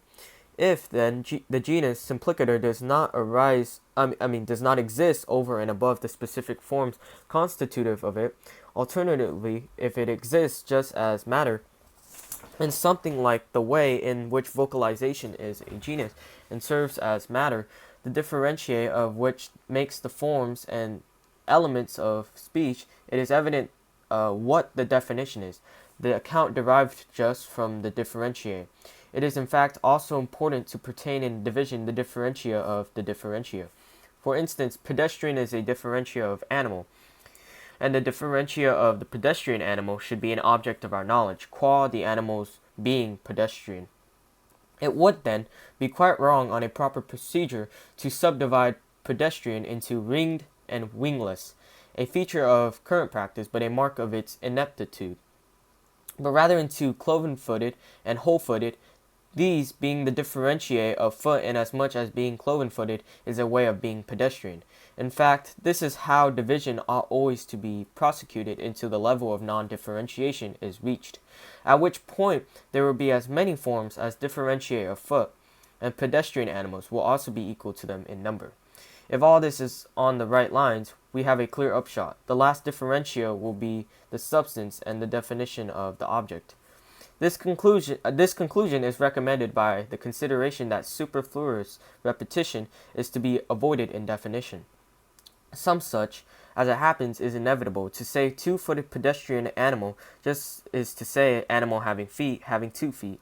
And if the latter is in turn subjected to its own proprietary division, the differentia will be mentioned more times, once for the reach of the differentiae of the whole division.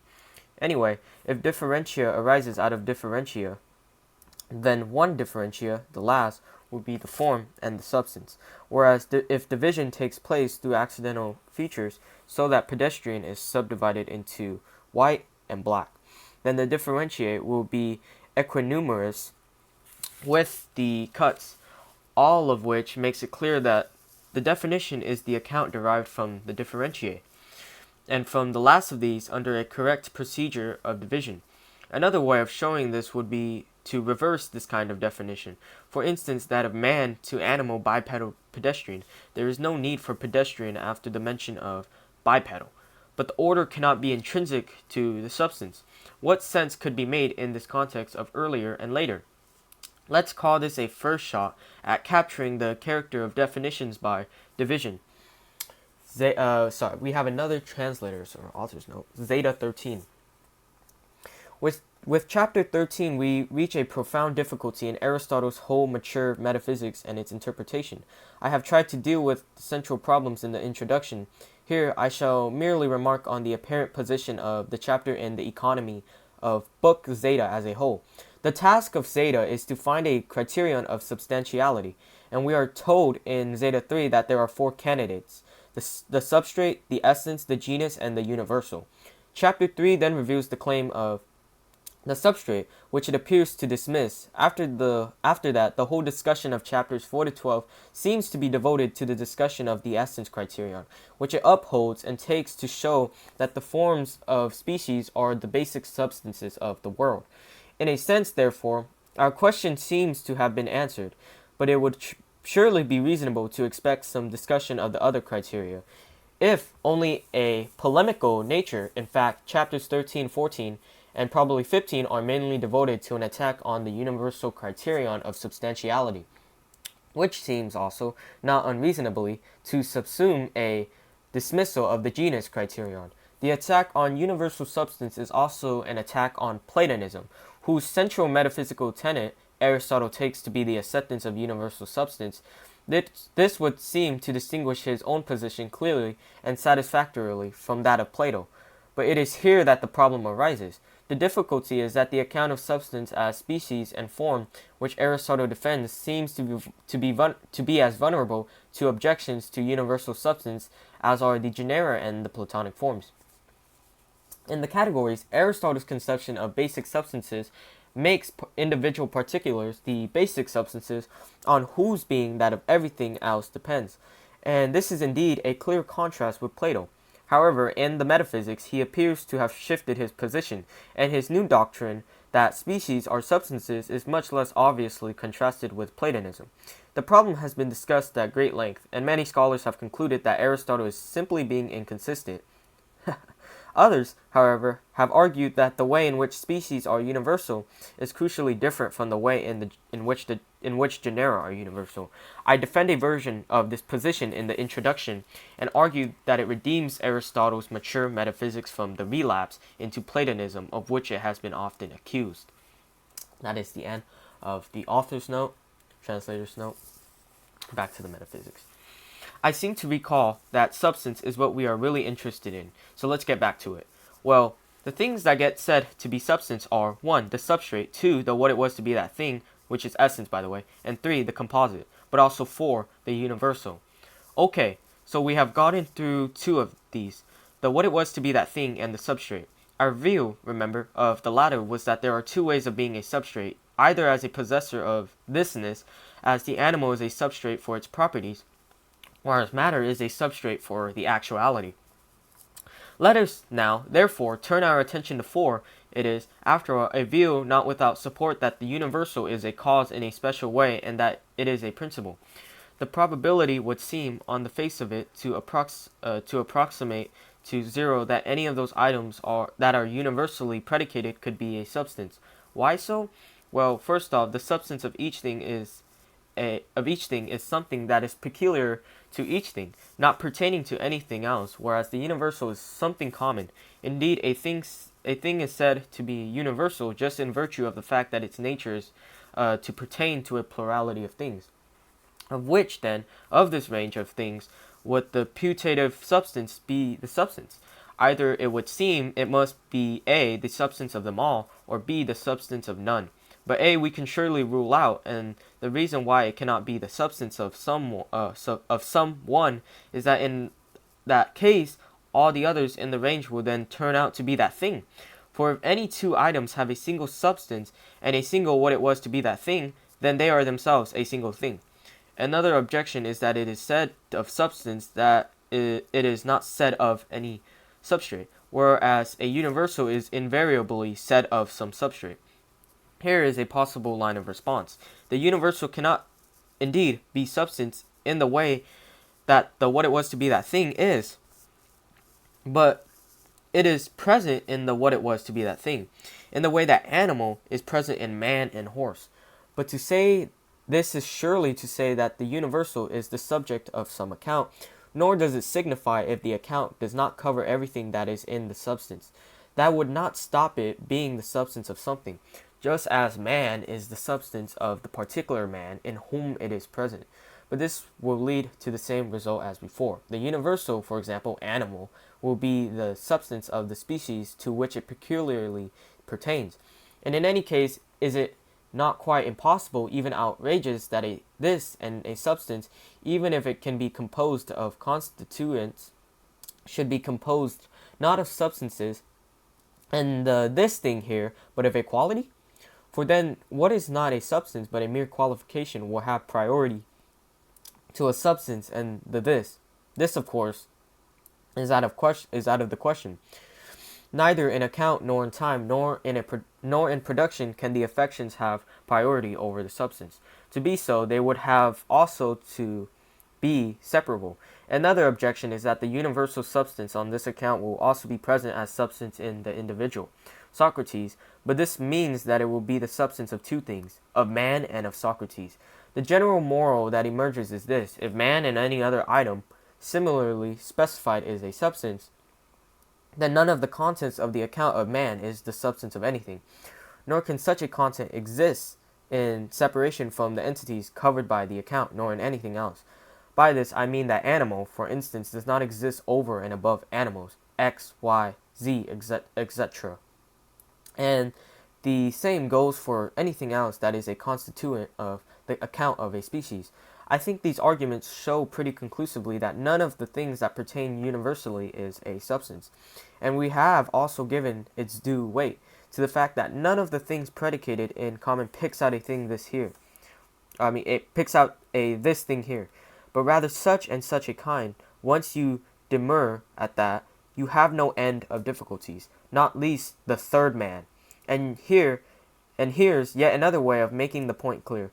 It is not possible that a substance be composed from substances that are present in actuality. For two things that are actual in this way are never one in actuality. If, however, they are two in potentiality, they will on occasion be one. As instance, the fact that a line double some length in potentially composed of two halves, and that actualization of this potentiality would break the line in two. So this is another reason why, if substance is single, it will not be composed of indwelling substances. A reason that Democritus showed that he fully understood with his claim that one substance could not be composed from two, nor two from one. For him, it is the atoms that are substances. The same will clearly go for number, on the quite popular assumption, at least, that number is a combination of units. Unless 2 is 1, it cannot contain a unit in actuality. We have, then, our conclusion, but it is a puzzling one for the following reason. If no substance can be composed either A, from universals, and that a universal picks out a such and not a this thing here, or B, of substances present in it and actuality, then all substance turns out to be incomposite. But this means that there can be no account of any substance. But this is acutely paradoxical. It is agreed on all hands, and has been stated earlier on by the present author, that substance is either the sole subject of definition, or the subject of definition in some privileged way. And now we learn that not even substance can be defined, so nothing can be the subject of definition. Well, maybe not. Maybe in one way substance can be defined, and in another it cannot. To find out what this riddle means, read on.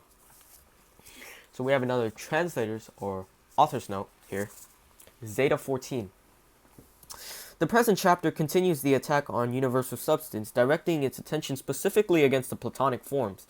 The precise nature of the argument, as well as its connection with the previous chapter and its success, is disputed, but the central ideas seem to be as follows. If we assume that there are Platonic forms in the sense of universal substances, which Aristotle consistently takes Platonic forms to be, then we must allow that these forms, assuming that they are to be equated with the genera, must appear as parts in other entities. To take Aristotle's example, the genus animal comprises both the species man and the species horse. In Platonic terms, as here construed, this must mean that both man and horse contain animal, as well as their specific differences.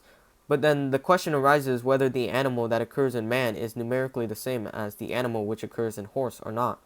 Aristotle argues that either answer produces absurdities, and since, in his view, the question cannot be ducked by anyone who admits Platonic forms, the argument shows that Platonic forms are inadmissible.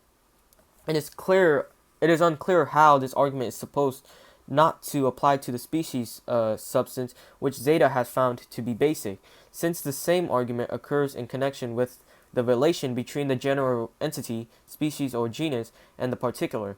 But the assumption must be that Aristotle is relying on his demonstration of the intrinsic unity of the species via the demonstration of the unity of definition. In any case, the present argument could be described as provocative rather than convincing. That is the end of the author's note or translator's note. Back to the metaphysics. No further considerations are required to show the fate of the doctrine that the forms are separable substances when held in conjunction with the view that the form is a construct of genus and differentiae. If we admit forms, and if the genus animal is present in the form man and in the form horse, then either the genus is one and the same numerically in each case, or it is different. It is obviously one and the same in account. In giving an account in each case, it is the same account that one would go through. But then, if there is some man himself as a per se and separate possessor of thisness, then its constituents, animal, say, and bipedal, must also pick out a this thing here and be separable in substances. But this means that the same must go for animal as well. Okay, let's suppose that animal is one and the same in horse and in man, no less than you are identical with yourself. Then, A, how is what is in two separate entities to be, as supposed a single thing? How, conversely, is animal so construed to fail to be separate from itself? B, if both bipedal and multipedal pertain to it, we have a textbook impossibility, for opposites will be simultaneously pertaining to the same single thing, and a possessor of thisness to boot. And how is the ascription of bipedal or pedestrian to animal to be so construed as to avoid this? Perhaps that they adjacently adjoin or are immixed. Hooey. Clearly then, animal is different in each form, but then two nasty consequences follow. First, there will be to all intents and purposes an infinity of things whose substance is animal. After all, there is nothing accidental about the composition of, for example, man from animal. And secondly, there will be a large number of claimants to the title animal itself. This is because A, the animal present in each form is a substance, for it is not something else that is included in the account of man, and if it were, that other thing would be a constituent of man and his genus. And B, all the constituents of man will be forms. The genus, then, will not impossibly be the form of one thing and the substance of another. And this means that every single animal present in the forms of animal will be animal itself. And we can also inquire after the constituents of each animal and after the manner of its composition from animal itself. And anyway, how is animal, whose very substance is supposed to be animal, to exist apart from animal itself? Finally, if we move to perceptibles, we get all these problems and a whole host more in spades. But all this is poppycock. There are no forms of perceptibles. Pace, you know who. And we have another author's note or translator's note. Zeta 15. The primary purpose of the present chapter is to continue the attack on Platonism from a different angle. The objection here raised to Platonic forms is that they are indefinable. This would be, in Aristotle's view, a profound objection, since it would mean that the forms, which Plato claims to be the foundation of science, would in fact be incapable of playing any role in science at all. And also it would exclude forms from being considered to be substances on the criterion developed in Zeta 4. That it is only definable essences that are substances in the strict sense. Aristotle's procedure is to rehearse the familiar point that no particular can be defined. This claim is justified in the simplest case, that of ordinary destructible particulars, such as Socrates or this horse, on the insistence that such things are metaphysically compounds of form and matter. The argument is then applied to non-destructible particulars, but no comparable reason is given for their indefinability, and no argument is presented against a Platonist who claims that the forms are not particulars. For good measure, the argument is then finally applied to particular items, such as the heavenly bodies, which are sensible but not destructible. It is clear that Aristotle's interest is as much in the conditions of definition as in the attack on Platonism. That is the end of the translator's note. Back to the metaphysics. So there is a substance that is the composite object, and another, quite different substance corresponding to the account of the object. More explicitly, the former is substance by dint of being the account taken in conjunction with the matter, while the latter is the account tout court. Now, any substance that is specified as a composite is susceptible of production and destruction, whereas of the account is not such as to be capable of undergoing destruction, nor indeed can it be produced. It is not the what it is to be house that gets produced, but the what it is to be this particular house right here. A formal substance, in fact, either has or does not have being without involvement in processes of production and destruction, given that, as we have shown, there is no agency either to produce or to make them. Hence, two particular perceptible substances are excluded from both definition and participation in apodeictic demonstrative reasoning. This is because they have matter in them, the nature of which is to admit both of being and of not being. And this ensures that all such particular substances are susceptible of destruction. We take it that apodeictic demonstration has to do with necessities and that definition is a scientific procedure. Now, patently, a piece of scientific knowledge cannot be a piece of scientific knowledge on one occasion and a piece of non-knowledge on another. Anything like that is a matter of opinion, not of science. And just so is it with apodeictic demonstration and with definition. An object that admits of being in a variety of states, being, again, an object of opinion and thus incontrovertibly not of definition and demonstrative reasoning. It is a mark of items susceptible of destruction that their removal from the perceptual field renders them obscure to those that have cognition of them. It is not that the relevant accounts in the mind of the cognizer are disturbed, but still there will be neither definition of nor demonstrative reasoning from the objects that have disappeared. So always remember, if someone bet on a definition, essays a definition of a particular, that you can always get him. There is no defining of particulars, nor, for that matter, can one define a form. Any form, on the theory, after all, forms are separable particulars. An account of a form would perforce consist of names, but the stipulation of a name cannot amount to a definition, since such a stipulation is not an object of understanding, so that the names used must belong to ordinary language, so these names will necessarily apply to at least some other object. I mean, suppose I was trying to define you. I would say you are animal, that is lean or white or some such, all of which also apply to other things. I anticipate the following riposte to this. There is nothing to stop all the names applying severely to a plurality of reference, but jointly to the object of definition alone. There are a number of things wrong with this. First, the name string will also apply to each of its constituents. For example, bipedal animal will apply to animal and to bipedal. Note, this must always be the case with eternal entities, which are prior parts of the combination, and indeed also separable, assuming that man is a separable entity, and either neither such entity is separable or both are. If neither, the genus will not exist over and above the forms, whereas if it does exist, so too would the differentia. Also, both are ontologically prior so as not to be destroyed along with the combination of them.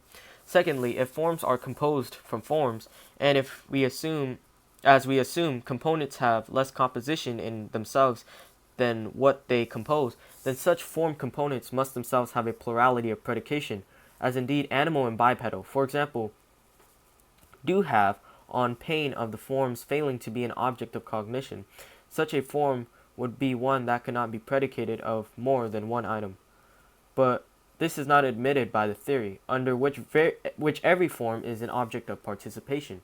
So as has been pointed out, the fact that it is impossible to define particulars is obscured in the case of eternal entities, conspicuously those which, like the sun and the moon, are one of a kind. It is a frequent mistake to say the sun properties, the laws of which would not prevent it from still being the sun, such as telluric circumambient or noctilatent, which suggests that if it came to a halt or began shining at night, it would cease to be the sun. The root error of such folly is the failure to appreciate that sun picks out a certain substance. An equally widespread blunder is to ascribe to the sun properties that could also apply to some other entity, so that anything else that came by such properties would turn out to be the sun. Would turn out to be sun. The fact is that an account is general, whereas the sun is ex hypothesi a particular, like Cleon or Socrates. Why indeed do people not attempt definitions of the forms of sun and moon. If they did, they would only underline the truth of the present contention. Another author's note, translator's note, sorry, Zeta 16. Aristotle is now able to answer the question raised in chapter 2 about the extent of substances. Now that we know what it is to be a substance, we can arrive at a satisfactory list of what things are substance. Aristotle begins by eliminating the parts of animals, which clearly do not meet his criteria, and then rejects being and the one, on the grounds that they are not applied to some single thing in the appropriate way. The most important item to be rejected is, once again, the Platonic forms, and the second half of the chapter is given over to a final polemic against the doctrine of universal substance, which Aristotle again seems to equate with Platonism. Plato was right. Aristotle allows to insist that particular sensible entities cannot be basic substances, but the separable forms that he proposed to take their place as the metaphysical foundation of the world are riddled with problems and must ultimately be rejected. The way is now paved for further consideration of what is involved in the notion of substance that has been reached. And in the last chapter of Zeta, this question is approached from the new angle of the causal role of substance. That is the end of the translator's note. Back to the metaphysics. It is also quite clear that most of the things that are held to be substances are in fact potentialities.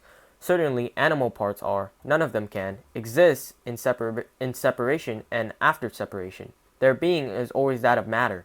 Certainly, earth, fire, and air are, none of them is a unity.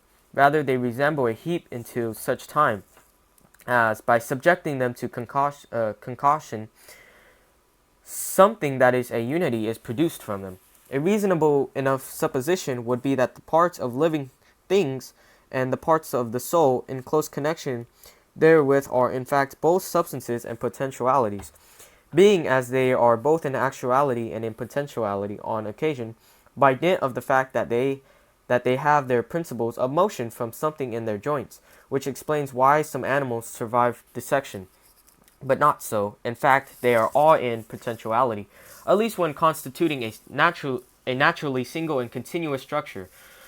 Not when stuck together by force or by grafting, which produces only freaks. As for unity in being, the account of the former is not unlike that of the latter, and the substance of a single thing is single. Moreover, if two things have a numerically single substance, then they are numerically single.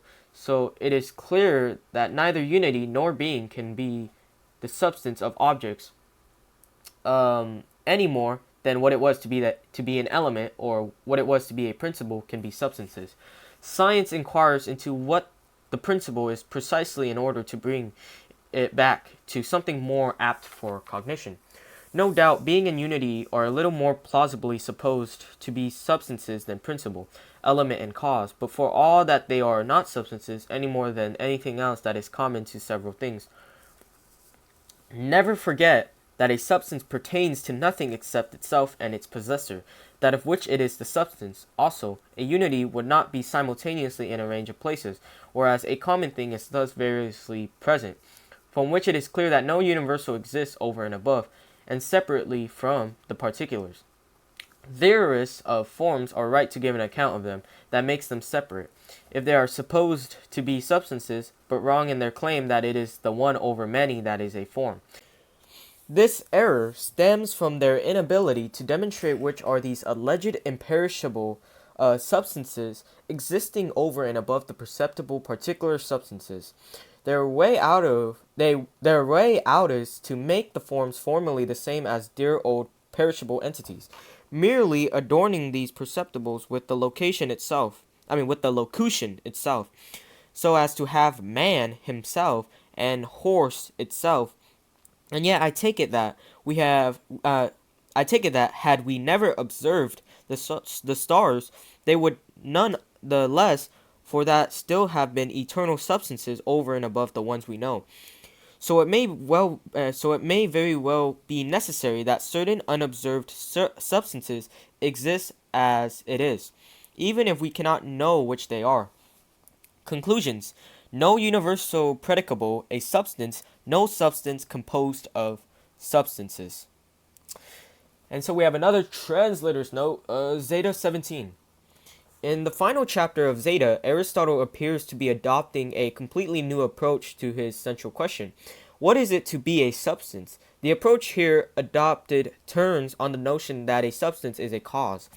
This obscure idea is one that he inherits from Plato, and it is perhaps best made intuitively palatable by being able by being thought of in terms of a particular kind of explanation. Aristotle in the Physics distinguishes four kinds of explanation: material, motive, final, and formal. The material explanation of a thing adverts to its matter, and the motive explanation of an event adverts to whatever initiates it. The final explanation of either an event or a thing specifies its purpose, and Aristotle notoriously seems to apply this style of explanation to natural things as well as to artifacts. And the formal style of explanation shows why something must have some feature simply by dint of being the thing that it is. In the context of the present chapter, the key idea is that the fact that form is explanatory is a further reason for associating it with substance, since it is reasonable to suppose that substance is the foundation of explanation as well as of being. Thus, although the present chapter does not explicitly make the connection with the arguments establishing form as substance that we find in Zeta 4 to 12, it is nevertheless in harmony with them and should be seen as corroborating the central doctrine of Zeta, that substance in the primary and strictest sense is immanent form. That is the end of translator's note. Back to the metaphysics.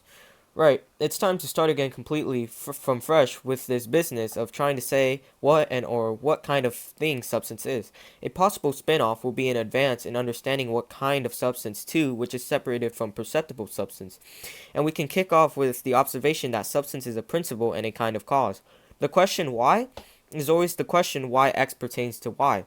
The question why is a musical man is either to ask why a man, Y, is musical X or something else. However, to ask why a thing is identical with itself is not to ask a real question in the absence of a clear grasp of the fact. Perhaps that the moon is in eclipse, or of the object, of a thing's self-identity.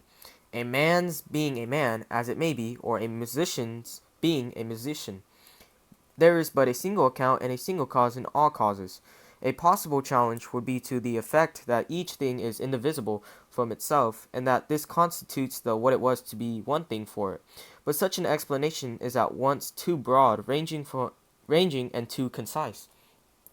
A real question would be why man is such and such an animal. This evidently is not the same as to ask of someone who is a man what makes it the case that he is a man. Rather, the question is of the kind why X pertains to Y. It must, of course, be evident that X does pertain to Y, on pain of the question simply failing to arise at all. Take the question why does thunder occur? This amounts to the question why is a noise produced in the clouds, and this clearly conforms to the model of why X pertains to Y.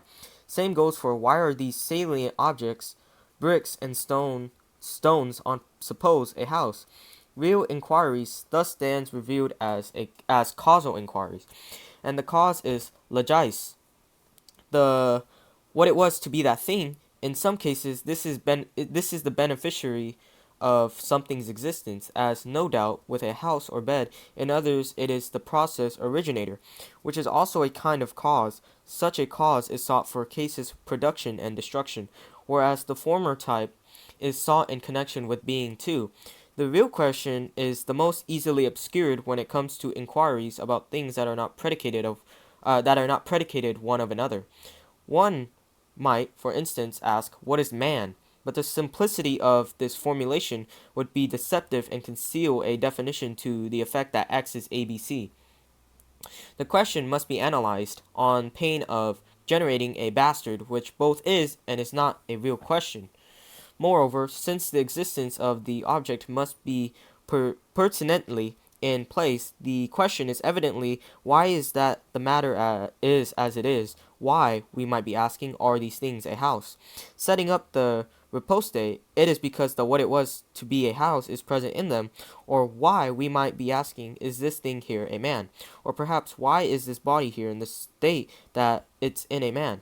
And this shows that the cause that is the object of inquiry is that by virtue of which the matter is in the state that it is in, and the cause is the form, and the form the substance.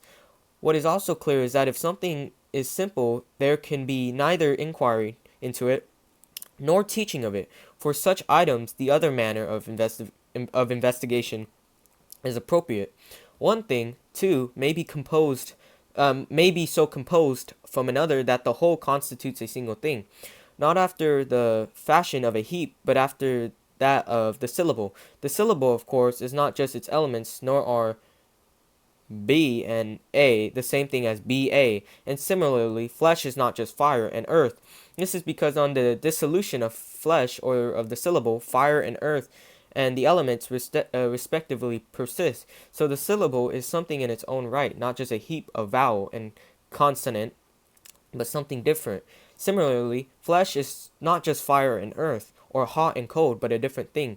Now, this different thing must in its turn either be an element or be composed of elements. But if it is an element, the same reasoning can be redeployed, viz. Flesh will now be composed of this element and of fire and earth and some further different thing, and this will generate an infinite regress, whereas B, if it is composed of an element, then it must be composed not merely of one but of several, on pain of its just being that single component element, so that it will again fall victim to the same argument as used with flesh and the syllable. The further different thing, then, here must be taken to be something, and it cannot be an element, but must rather be the cause, in a way, of the fact that one thing is flesh and the other a syllable. And this can be extended to other cases. And so this further different thing is the substance of each thing, in that it is the primary cause of being for it. Also, not all objects by any means are substances. Only those are in fact which are substances as being constituted under and by some nature. So it would seem to be a reasonable remark that this nature, which is a principle rather than an element, is their substance. An element being something into which a thing can be divided and which is present in it materially, as the A and the B are elements of the syllable. That is the end of book Zeta. The next book is book Eta, and that's it.